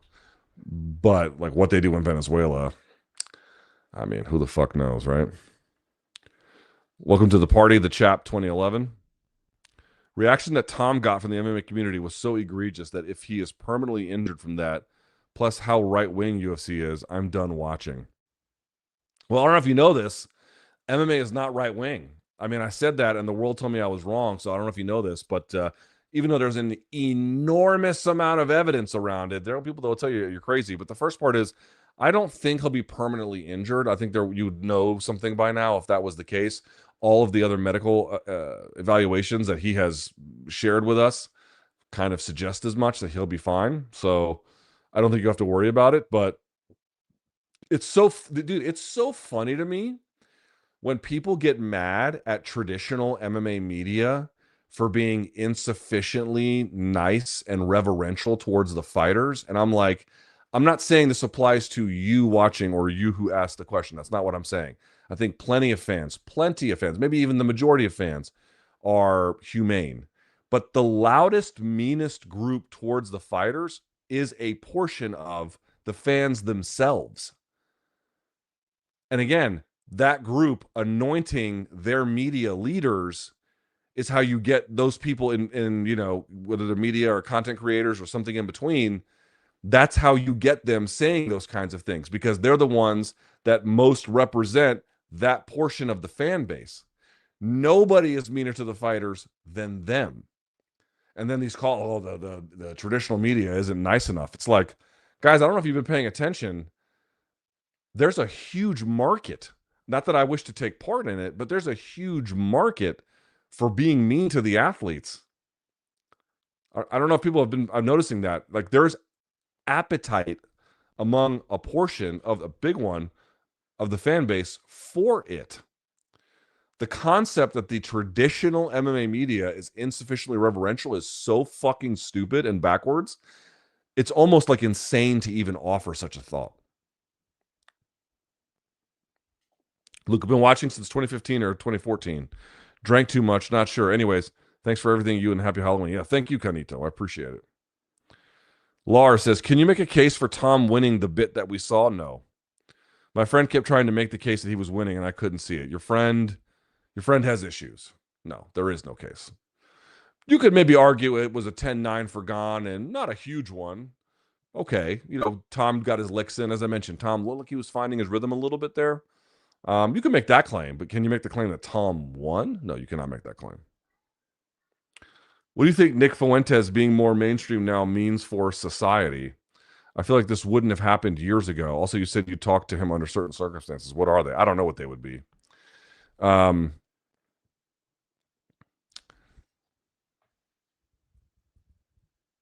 What do I think about it? Once again, he exists as an elevated figure because of what he represents that exists below him. Right? I mean, not in every way universally, but pretty close.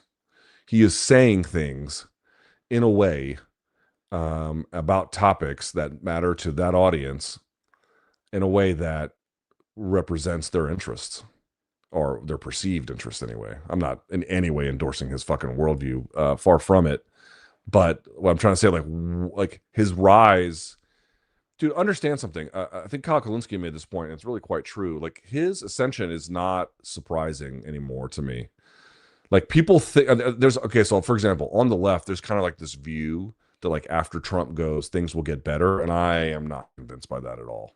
Now, it could be that the right fragments after Trump leaves because he's got a way of, like, holding things together, and certain things apply to others that don't necessarily apply to him. We'll have to see. But the idea that you're going to get a less malevolent force after him, to me, just seems totally wrong. Fuentes, again, his worldview I find odious, but it is the natural. Like, if you take tepid conservatism to its logical conclusion, you end up repeatedly where he is. He is like the not so much the unfiltered. He is where you go when you adopt a view, and then you go, well, if I believe this, then I must believe that, then I must believe that, and sort of you go into this natural end state, and that's where it goes. It's not a tradition built on academic learning. It's not a tradition built on historical understanding. It's not a tradition based on fucking book reading. This is a ethno-nationalist project, irrespective of the evidence. This is what's so fucking bizarre to me about this immigration debate we're having, and like polling around what immigrants do and don't do. And it's like, is anyone starting with what the actual research shows on immigration, crime rates, how it leads to investment or doesn't, how it leads to, how it affects the tax base or doesn't.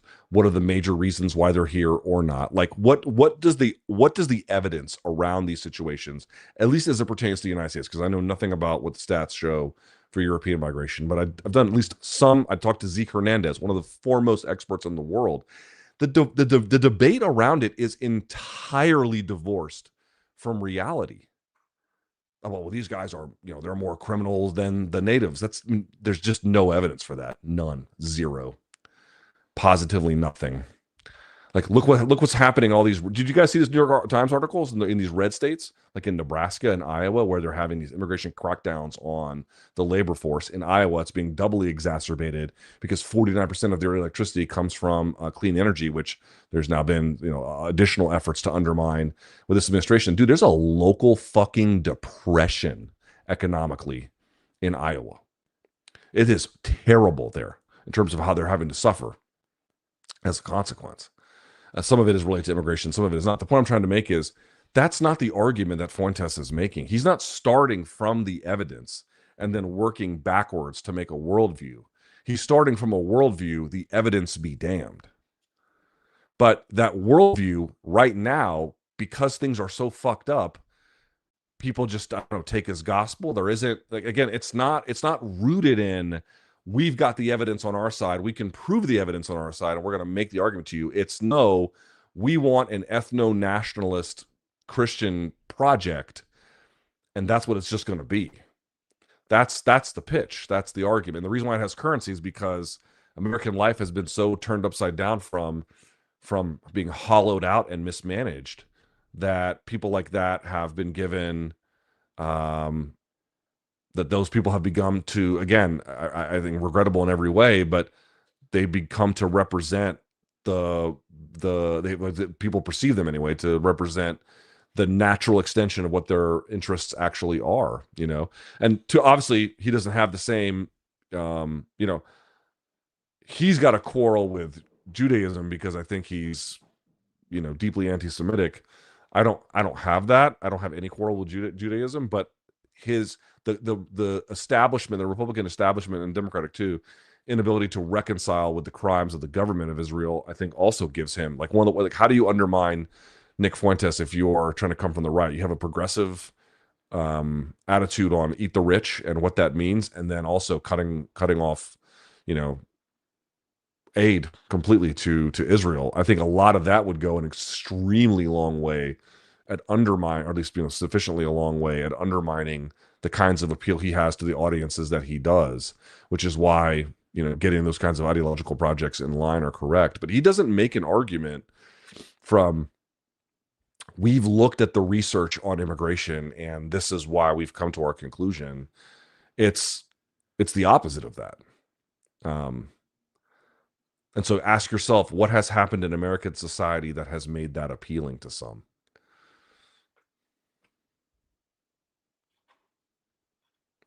I had to sign up and show some support. Thank you, sir. Thanks for the work. You're one of the very few MMA-related programs I can stomach these days. Thanks for that. Thank you. I appreciate it.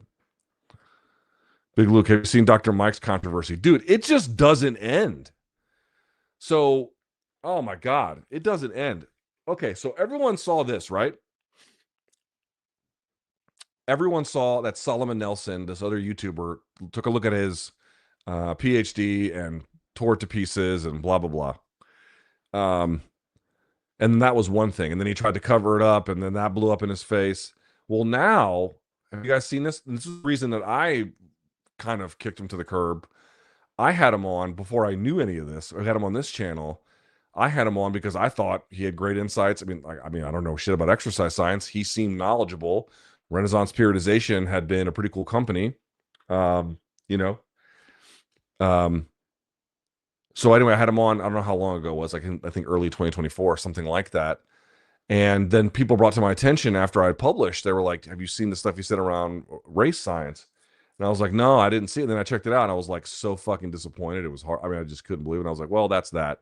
And, listen, I know even after that, guys like Hassan went lifting with him and stuff. And maybe there's an argument to try and like talk people like that out of it. But the point is, whether there is or there isn't, now people have found all of that. He took those videos down. And now there's like another wave of like fitness and science YouTubers dunking on him for doing basically fucking 1800s race science. It's it's a more modern version of that. It's not exactly the same, but it's not in any ways incredibly distinct from that. So now he's being killed for that too, which to me is quite deserved. I mean, of everything, well, I suppose the bad PhD is pretty deserved too. But in any case, this was also. I mean, I guess he. I mean, I don't know, man. I don't know. Like, I'm not one of these people that like praise Jesus. Tear this person's life apart. I suppose not, but at the same time, it seems like on some levels he had some of this coming, and more to the point, you know, confidently spouting race science as like the elevated, what do you want to say, enlightened position. And then, this is, I mean, the fitness world is not exclusively this way. Obviously, there's a little bit more pushback. I wouldn't say it's as right wing as MMA, but it's right coded. And so you get a lot of those kinds of views when it stays in that bubble. There's really not a lot of pushback. But then when the bubble gets popped a little bit and more people are looking in, and then there's more scrutiny and now more voices are contributing to it, it begins to change things a little bit. And now he's dealing with that. It's crazy. Maybe this isn't even the last of it, If eye pokes equal point deduction, do you think using replays would be the best way to implement it? Do you think we'll see a rise of embellishment? Well, that could be a problem. And it's a problem that nobody discusses, which is you could get modestly touched, and if they know that the other person is going to lose a point, they could go do flopping, LeBron James style, and then get a point deducted. So that's why I'm not okay with first eye poke automatic point being deducted, unless it's like really egregious. Oh my God. What I'm trying to make is having better tools to adjudicate the situation in addition to better rules themselves, right? So we got better rules about taking points, and we've got better rules to help us understand the truth of this, I think are going to be essential. This is the problem with changing rules in MMA. If you change it, you can kind of always go. It's not like the NBA or the NFL has like a rules committee and you can just change it on your own. The consequences could be grave. So you have to be very careful about how you do it. I had issues, Wi-Fi issues with Spectrum during peak times. I was on a crowded node that couldn't handle the volume. Switch providers, no issues now. Well, don't worry, y'all. I'm going back to Comcast, so this will be fixed. What match excites you more? Poatan versus Khamzat or Poatan versus DDP at 205? Khamzat's a bigger fight in terms of Khamzat's a bigger fight, right? I mean, it's a bigger fight. But like a more competitive fight is probably DDP Poatan, right? Well, maybe not. Maybe I'm. The thing is this. Maybe I'm underselling Poatan's takedown defense, and so that listen. The bigger fight is with Khamzat. Matter of factly, which one is more competitive is perhaps a matter of debate. Many consider. I think this is some kind of porn question, so I'm going to skip it. Luke, the Merab Yan rematch kind of feels pointless. Merab was much better the first run around, and he's much better. Am I overlooking this matchup? Yeah, dude, you got to beat these. I've said it before, dude. The real champions, the ones that do real work in their weight class, you got to see some of these guys twice. Yes, you got to see them twice. This is part of that. So UFC TKO are lobbying the government for regulation that will enable more monopoly. Why would one think that more regulation would fix the UFC monopoly?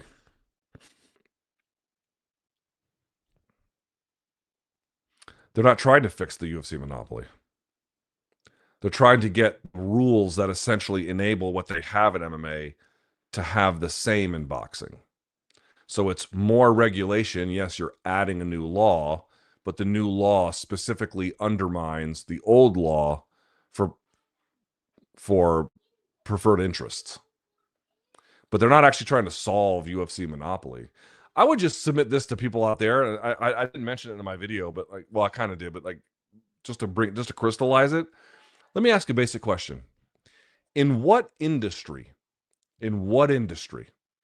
do you want a powerful private actor going to Congress, having lobbyists write a law for them, and then introducing that as a way to get it through? Like, under what circumstance would you ever feel like that's a good idea? And by the way, I'm sure this happens and does happen all the time.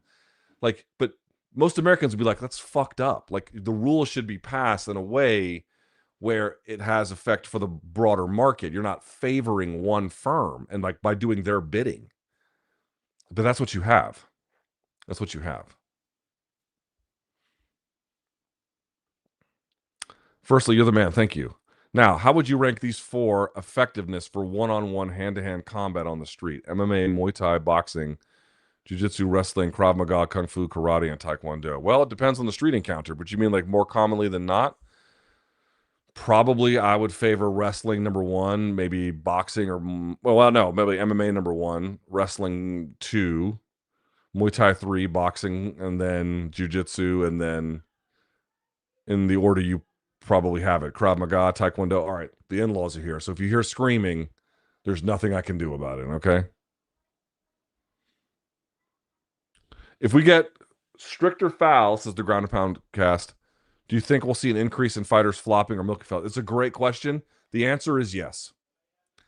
The answer is yes. So you have to kind of ask yourself, how do we implement these in such a way to minimize that? Because you will. It's a guarantee. Apart from, excuse me, guys, apart from Tom's father saying Tom will go boxing after his contract is up, why has the UFC never pushed Tom to be a star? He's very GSP-like, but is a brutal finisher. I know heavyweight is weak, but still, he's unproven. I'm sorry to say that to everyone. He's unproven. Tom is great. He's very good, obviously. He's unproven.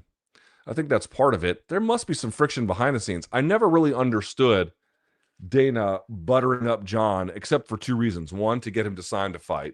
That's one. And the other one is maybe he just is doing it to stick it to Aspinall. You might say, oh, that's petty, and he would never do something like that. And I would like to say that I probably know Dana White better than people who think that. He would absolutely do something like that. Now, I'm not saying he is in this case. I'm just trying to explain behavior and throwing some stuff at the wall that could be ways in which you could do that. But I wouldn't discount that completely. That's the point I'm trying to make, like to really stick it to them. So, but like, dude, who is the UFC really pushing to make a star these days? You know what I mean? Like, who are they doing that for? I'm not saying they don't promote. They promote, but it seems very formulaic, and it doesn't seem designed to maximize the star potential. I mean, if these guys were in control of their own careers, how would the decisions look different about where they fought and who they fought, and how they were promoted? I don't know. I think it looked pretty different. How valuable is a Merab to the UFC? Enormously. Not a big star, but someone who is ready to fill the UFC's calendar all the time. That's maybe the most important thing these days. Could you put him at the level of a big star who fights 1 to 2 times per year in terms of company value? In terms of what he costs, in terms of what he returns, you know, keeping these fights on the track, taking on all comers, setting history, you know, building a resume. Sorry, guys, I got something on my nose here. He's enormously valuable. He's probably relatively cheap, and he fights consistently. He never says no. There are other risks, like, you know, he might go wrestle a polar bear on fight week or something, but short of that, he's very reliable and he can do all the things that you need him to do. So, in terms of what you pay versus what he delivers, which is consistent ability to perform on short windows, you name it, he is enormously valuable. And now that they're not having to worry about pay-per-view, even more so. His kind of value only goes up.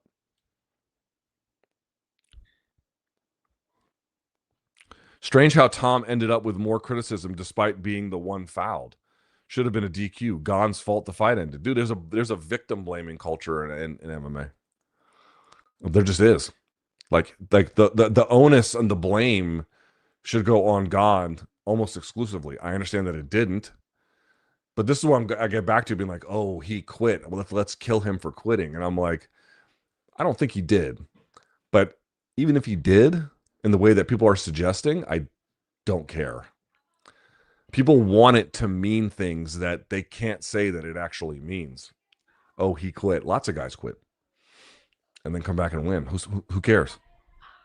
There's this, it's almost like a superstition. Oh, he quit. Once you break the seal, you can never go back. I've seen them go back. I've seen it happen a million times. What are we talking about? It's not true. So if he quit, who gives a fuck? Jordan, welcome to the party.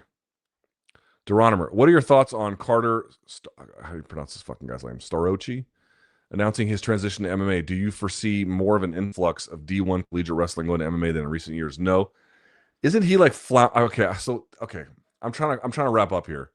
He's involved in some kind of Penn State sex scandal, and I don't mean like lurid. I mean like I don't think there's criminal charges. I don't know where he's. God, what the fuck is what's the story on him? What's the story on him? Oh, okay, there's been allegations made against him that have come to light. These are from speculation surrounding former Nittany Lion Carter Starocci has. I'm assuming I'm pronouncing his name correctly. Has surged among Penn State wrestling fans on social media. Controversy stemmed from the post of his former teammate Bo Bartlett and his wife Sydney, alleging the five-time national champion was the subject of a Penn State police investigation. This news site, the Daily Collegian, obtained texts confirming the Penn State University Police and Public Safety was investigating an incident regarding a break-in and theft of Bartlett's locker last December. And it goes on from there. In late 2024, the Bartletts alleged they were made aware of a sexual assault allegation against Starocci. Sydney said this wasn't the first she had heard of it. Jane, a woman who requested anonymity due to concerns about unwanted attention, told the Collegian, that's the website I'm reading, Starocci first began pursuing her via Instagram direct messages in 2013 while she was 17 and he was 22. Anyway, it goes on from there. You get the idea. So first of all, there's that. And I think that has soured people on him. I don't know what the latest on that is. I don't think there's any charges. I don't know. I don't know what the situation is. But more to the point, he's had some wrestling events recently where he just underperformed. So to me, it's a little more like Gable Steveson in the sense that Gable Steveson obviously like ran the table. He won national titles and then won an Olympic gold medal, but then goes back to NCAA wrestling, kind of gets silver, had bottomed out with the Bills, had bottomed out with, professional wrestling. It kind of ended up here. I'm saying that Carter kind of ended up here. I don't know exactly that his story is one. I mean, and also you could say, well, he's not doing well in wrestling because he's focusing more on MMA, which could be true too. Certainly someone who wins that many national titles is going to be really good at wrestling, and he's obviously a phenomenal athlete, and that's going to be relevant for an MMA career. But let's see how he manages his career. Let's put it that way. For whatever it's worth, I think the Russian intelligence has done a remarkable job co-opting the far right in a lot of Western nations to parrot their foreign policy. MAGA are Putin cheerleaders. That's a new one for me, too. The right was adamantly, negatively biased towards Russia for the vast majority of my life. It's been a switch more recently. But I think part of that has started to come a little bit undone, too. Oops, wrong one. Liam says, Tenshin Nasukawa beat Takeru in kickboxing. Why do you think he went to boxing and didn't stay? It has to be money. Boxing money versus kickboxing money has a huge gap. Is that his reasoning? Yeah, has to be. Has to be. Has to be. I mean, it's one of the great problems with kickboxing is not that it's not exciting. It just doesn't. It's not as popular or pay as well as you would hope, and that has to be the reason. Yeah. Luke, are you aware of Zack Polansky, the leader of the Green Party in the UK? Vaguely. He's really interesting and gaining tons of traction. I'd recommend his podcast, Bold Politics. All right, duly noted. Thank you. If Gane wins the rematch, who would he have to beat or do? What would he have to do to not be considered a paper champ since he lost badly to Jones and didn't beat Francis? He'd have to beat one of them. Otherwise, there's nothing he could do. He didn't even beat Volkov the second time, much less Jones. Luke, in the spirit of Halloween, who would you say is the scariest MMA fighter, current or retired? Melvin Manhoff was scary. Speaking of former kickboxer, but MMA fighter too. Dude, Prime Vanderlei Silva was the scariest. Prime Vanderlei, this dude, huh. Calling him the axe murderer, and he's stomping and soccer kicking people and headbutting people and like Vale Tudo. And dude, it's fucking Vanderlei. Vanderlei. Had my wife's entire family over to watch the UFC 321 main event. I don't think they'll be back for future events. Probably for the best, honestly. Dude, I used to watch MMA fights with all my friends, and then eventually, like a good fight happens, a bad fight happens, they just lose interest. And I'm like, you know what? It'd be nice to have some company, but at the same time, maybe not. MK all day. Thank you, Saul. I appreciate you, bro. Fernando says, not to minimize drone strikes or bank bailouts, but Obama did move us in a step in the right direction with healthcare and inspire hope. Why so much criticism? Yeah, I don't think that's quite right. I mean, this option that they gave where you have these healthcare exchanges where people could buy, that's a better option than what we had at the time. That is true. But the problem is now those markets are collapsing. Based on the way the healthcare costs are surging. And there's really only one answer. And it was the answer back then. And it's the answer now, which is Medicare for all. That's the only answer. That's the only thing I would ever support. It's the only thing I could possibly ever support. It's Medicare for all. It is stupid that people are dying because they cannot afford not like the most expensive cancer treatments or something like that, but basic. It fails any test of human. Dude, if you're going to let people starve because you're going to cut SNAP benefits, if you're going to let people die based on their inability to afford basic medical care, what the fuck is the point of having a society? These are basic problems to address and get right. It's a basic thing to fix. The answer is Medicare for all. And granted that's better than what he did, but to your other point, he didn't go after any of the people who caused the 2008 financial crisis. He didn't go after any of the architects of the Iraq war.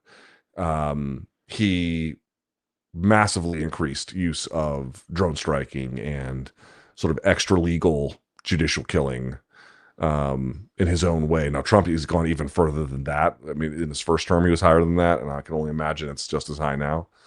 But nevertheless, the inability for people like that in office to ever call to account the failures of American power, particularly catastrophic ones, are the ones that lead to even more disastrous consequences downstream. People are always like, oh, well, these guys didn't do things as bad as these other guys. But if the ones that aren't as bad don't ever police the things that needed to get policed, it creates for the worst circumstances later. And he was a conduit for that. Can you recommend some books highlighting effective left-leaning economic policies? I need ammo against dummies who believe government involvement is always wrong. These are not people who you should ever take seriously. I mean, government involvement is always wrong. You have my permission to tell someone that thinks government involvement is always wrong as a fucking moron. But aside from that, dude, you don't need, well, first of all, the role of government is kind of a separate question about how markets are governed. Like left-leaning economic policies. I mean, you're talking about like macro 101, micro 101, macro 102, micro 102. I mean, that's the level of like understanding the real. I mean, you're asking more like a someone who can synthesize that into like a ideological perspective. Some of the works of Joseph Stiglitz are pretty good in that regard. Nobel Prize winner for that matter. In terms of like the problems with market concentration, Tim Wu is sort of a big influence on me. But dude, like, I mean, ideological perspective around markets. The question is not. Well, yeah, let's leave it there. Start with Stiglitz and Wu, and we'll go to the next place. Sorry, only $5. Though, don't worry, I'll take 5 cents. I appreciate everyone. Did you see Dean's take? Great. Why no point deduction after first foul, second DQ? I don't understand this question. Why no point deduction after first foul? Oh, um, there can be a case for something being so accidental and the responsibility of both participants inadvertently that you would want to be careful about having a rule that in every case makes it punishment the first time. Right? I think they need to be quicker about executing on punishment, but that's not the same thing as well, we just have to demand it every single time. You do need to allow for like inadvertent headbutts, something like that, right? Or even inadvertent eye pokes. It could be weird. MMA is full of weird circumstances. I can understand why they'd be hesitant to mandate a rule around that. Luke, did you see that Dominance MMA Ali Abdelaziz's management company was subpoenaed as part of the case of Johnson et al. Versus Zuffa? Sure did. I mean, the interesting part about that is like I don't know what they're going to find. I suspect that. I mean, I would very much caution people about this. Namely, number one, I seriously doubt they're doing anything that other major managerial firms aren't already doing. You know what I mean? Like, in other words, I'm not to say it's good if there is in fact bad practices that get aired or whatever, but that wouldn't be exclusive to them. Just to be clear, and more to the point, I think what they're trying to do is for legal purposes use it for legal ends. In other words, to convince the judge to get favorable rulings to let the case proceed in certain ways. I don't think it's actually a PR campaign to convince the public, although there might be some of that. But I guess what I'm trying to point out is let's see if there is bad stuff that comes out. And I don't know that there is. Let's see. Then let's see what the fighters do about it, because I have a feeling that they're not going to do shit. Do our chances of beneficial left policies in U.S. hinge on Mamdani's success? No. If he fails, even by no fault of his own, are we going to be further from things like universal health care and affordable housing? Not necessarily. New York City politics are very, very specific to a very particular arrangement. Now, what could happen is that the federal government tries to make an example out of him and undermines him to such a degree that, there's a sort of a demoralizing effect, or, they'll use that as like anyone else tries to cross us, we'll do this to you kind of thing. That's possible. But I feel like there's a wave coming. It's not just going to be him. There's going to be, assuming we get free and fair elections, which is very much up in the air. But assuming that we do, there's just going to be an enormous wave of candidates like him. He is the tip of the spear, but he is not the rank exemplar. Have you ever listened to the band Winds of Plague? I have not. If not, give them a listen. I think you'll enjoy them a lot. Well, thank you, Chris. I appreciate the recommendation. I don't like any fighters from Dagestan except Habib. Islam, Usman are dirty fighters, very arrogant. Headbutts and arm drags with fingers inside the glove are their specialty. I guess I haven't noticed that that Islam and Usman are like serial offenders, but okay. Darkness Falls. Hope you're doing well, man. Your honesty and conviction is appreciated. I tend to be on the right, and getting your take helps me stay more informed. Well, I appreciate you being here. Thank you. Very cool. Big Luke with the classy sponsors. Hey, I'll do my best. Marco says, Luke, with everything going on, have you been following any of the former military YouTubers like Valhalla VFT who are tired of Trump? Dude, you guys see Bryce Mitchell being like, I can't support this guy anymore. And part of it was over, support for Israel.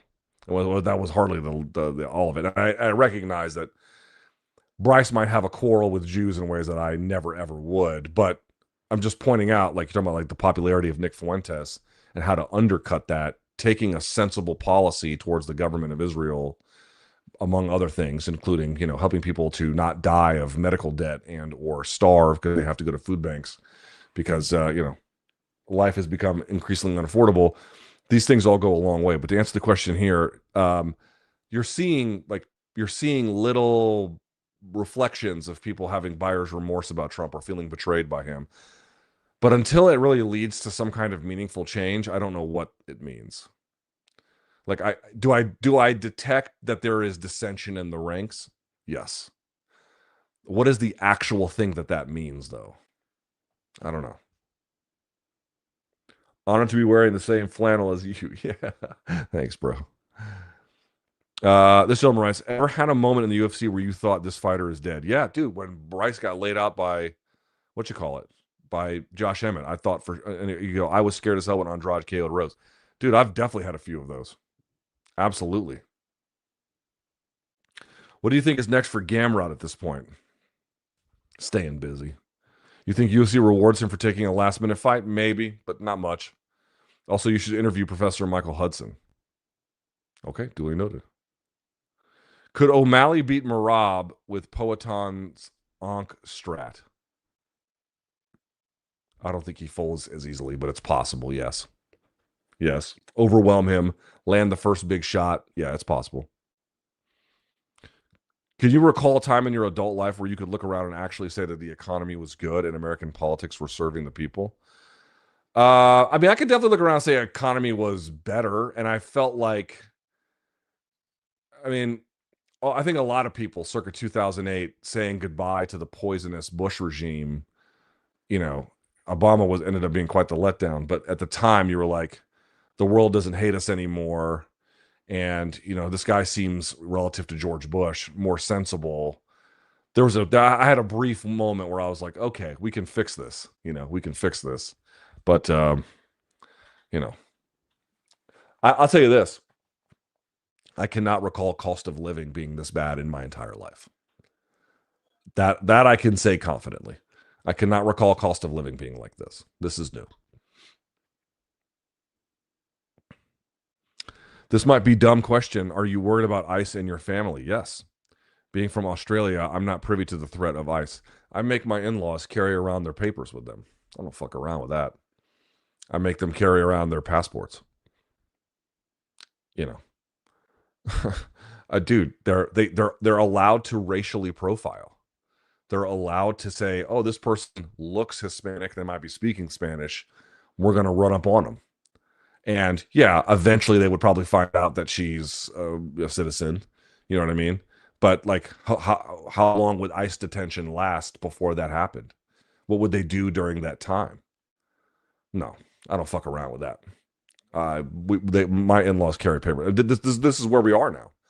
If you're a brown Spanish-speaking person who is a citizen, I mean, I can't tell these people what to do, but I don't feel comfortable with my in-laws leaving the house, including my wife, if they don't have their papers on them anymore. Period. I've seen way too many people stopped for this shit. If Yan lost his belt due to a DQ for kneeing Aljo, which was judged a foul, why wasn't Gane DQ'd? Wasn't it that was perceived as intentional? The inconsistency is wild. Why is one a DQ while the other one? It's a question of whether they think it's intentional or not. And if it is, it's DQ, and if it's not, then it goes back. Both ended their fights. The rule is stupid, but that's the rule. Who is the best president in U.S. history to you? Probably Franklin Delano Roosevelt. Probably. Maybe argument for Lincoln, keeping the country together. But I think the one that had the most lasting impact to, well, no, that's not quite true. But certainly in the 20th century, I would say Roosevelt. Yeah. It would be funny to see Gable Steveson get KO'd by a guy built like me tonight. He's doing the dirty boxing thing. If you guys want to see, I tend to think that probably won't happen, but I guess we'll see. View on stand-ups where the bottom fighter stalls the action in order to coax separation from the ref.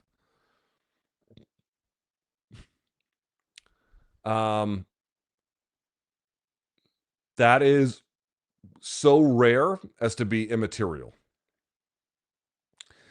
Guys can stall out mutually based on being in some kind of a very unusual position where both have to give up too much of an advantage to get to the next place, and they can be easily stopped. That's one thing. But like if you just have lockdown underneath, right? Like for example, what Anderson Silva did to Daniel Cormier, it made for a boring fight, but Cormier was still able enough to get damage off to win that one. So it's real. It can happen, but it's infrequent.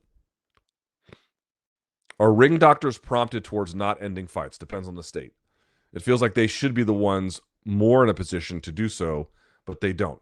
Ultimately, it's the referee's call. The referee gets the final decision, but the doctor gets heavy input, and they tend to not disagree with them. But each state has doctors that they go to that have different sensibilities, and typically the states with more experienced ringside physicians tend to let fights go longer. Luke, could you give us quick picks on who ends 2026 as champ in each weight class? Just gut feelings. All right, gut feelings. Flyweight, I'll say Pantoja. I'll stick with Merab.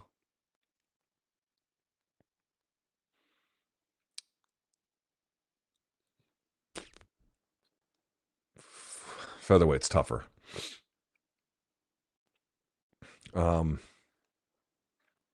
Man, let me see here. That's a little tougher. All right, at featherweight, maybe Movsar. Lightweight, I'll say Ilia. Welterweight, oh, that's a tough one at welterweight. Man. I'll just throw it out there. I'll just say Shavkat, just for fun. Middleweight, I'll say Hamzat. Light heavyweight, that's a tough one too, because Poatan might give it up. I'll say Ankalaev. Heavyweight, I'll stick with Tom Aspinall, maybe reluctantly. Strawweight, fuck me. I'll say Suarez. And then flyweight, I'll say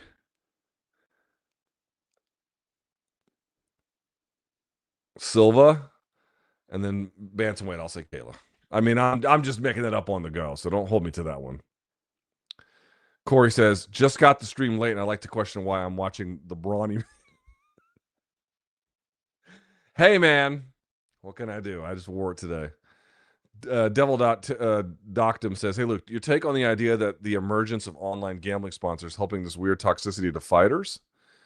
I'm convinced. Oh, yeah, there's a little bit of that. I'm convinced parlays that didn't hit and a bunch of prop bets for Tom versus Gane reaching round 2 didn't hit. Yes, this is clear, and the fighters have been clear that the amount of online abuse that they take from busted parlays or blah, blah, blah, really leads to them getting more invective. I mean, I don't think anyone has measured this, but all the available evidence seems to indicate that, like, when people's bets go bad in this new gambling world, there's a series of consequences, some of them socially quite serious, some more annoying and argumentative, but still quite a problem. There's a range between them. Yes, there is, I think, definitely some evidence to support that. How excited are you for Sika Awa this weekend? From a Sika Awa super fan. Modestly. Can I have my shirt? Oh, look at Lee. Got the shirt on. Very good.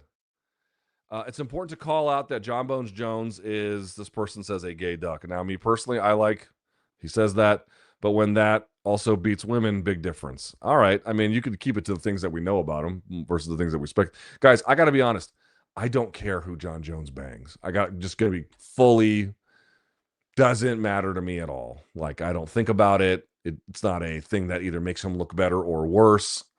I don't care. Okay. See, Habib endorsed another crypto rug pull. Did he? I didn't. That's awesome. Did he do that? I mean, people don't deserve to get scammed, but, like, honestly, who the fuck is signing up for that at this point? If Bernie actually spilled the beans on which tax brackets primarily fund uni healthcare in Scandinavia, Americans would turn into mini Mussolinis. Yeah, I mean, as Abdel El Sayed has talked about, the money already to pay for the system is already into the system. It just goes to the private insurers and the hospital healthcare the hospital costs. But we don't need, like, it's already there. We just have to repurpose it. Luke, love what you do. You're amazing. Thanks, dude. Which women's fight would be the most important to make? They're kind of already making it, which is Zhang Weili versus Valentina Shevchenko. Now, you could bring Ronda back. That changes it. You could, oh, no, you know what? Kayla versus Amanda Nunes seems like the big one. How about that? Opinion on Matt Brown's recent comments about the Ali Act and Tom's eye poke. I saw the ones on the eye poke. I didn't see what he said about the Ali Act. Dude has great takes, and his Lamb of God guitar covers bang too. I have a lot of respect for Matt Brown. I so rarely disagree with him. He's principled, he's smart, he's experienced. And one of the things I like about him is we probably don't see the world alike in certain important ways. But one thing about him that I do like is he is skeptical of power. And I think a lot of people who have gone super to the right have lost that instinct a little bit. He has not. And I think that sharpens his judgment tremendously. Been going through Bruce Lee's for my recent box set. It's a blast to see his fights after reading his philosophy. Be water, my friend. Thoughts on him and his book. I read years and years ago, I think my first year in high school, I read The Tao of Jeet Kune Do. I thought it was very interesting. He was, something of a revolutionary in martial arts cinema. Enter the Dragon holds up today. I mean, obviously he's got 70s movie making aesthetics and Hong Kong kind of style of aesthetics, but it absolutely holds up. He was so important he was kind of he's been mythologized to be something that he's not, but he clearly had some ideas that were ahead of his time. He clearly had a great way in which to present martial arts cinema. He had an incredible eye for detail. He was just a really smart guy. He was self-marketer. You know what I mean? So to what extent was he a phenom in advancing an understanding of how we fight? That's pretty limited. But he had some interesting ideas. He cataloged them. He studied philosophy at university in California in the 60s, which I think also, helped him stir his intellectual curiosities more. He was just a very smart, interesting, clever guy. So I mean, we should be careful about like what changes in the world we attribute to him, but sort of looking at the catalog of brilliant movies he made and some interesting ideas he had along the way, this was clearly a very, very, brilliant person. Speaking for Gane, I think he'll take delight in knowing that Tom isn't as fast or elusive as proposed. Yes, he could further improve to seal it next time. That's true, but typically the guys who get touched up a little bit in rematches tend to have more figured out the next time around, unless they're just hopelessly outmatched. So something to keep in mind. Maybe I'm being optimistic, but I think when the AI bubble eventually bursts, I think late-stage capitalism takes a monster hit and socialism becomes acceptable in the platform to run on. Dude, this economy, when it collapses from the AI bubble, which is 40% of GDP at this point, 40 fucking percent, it's going to be existential. It's going to be save your money if you can. It's going to be existential. And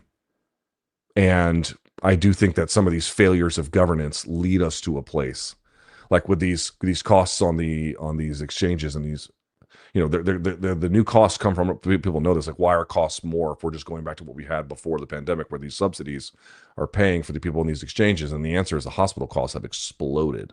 That's where it's all going to. You're like, well, aren't hospitals closing? Yes, but the ones that are being built, these new ones, they're all concentrated in. Matt Stoller wrote a big post about this on his big newsletter. They're all being concentrated in these major cities, and there's like vast, enormous sums of wealth going in to make them happen. And that's largely what you can attribute to all the rising costs to in the more recent, like the last 5 years, for example. And these are happening in certain cases at not-for-profit hospitals, like so that they can just write all this shit off. Like it's insane. Is Georgia just Florida, but with less bath salts? Florida to me, obviously has.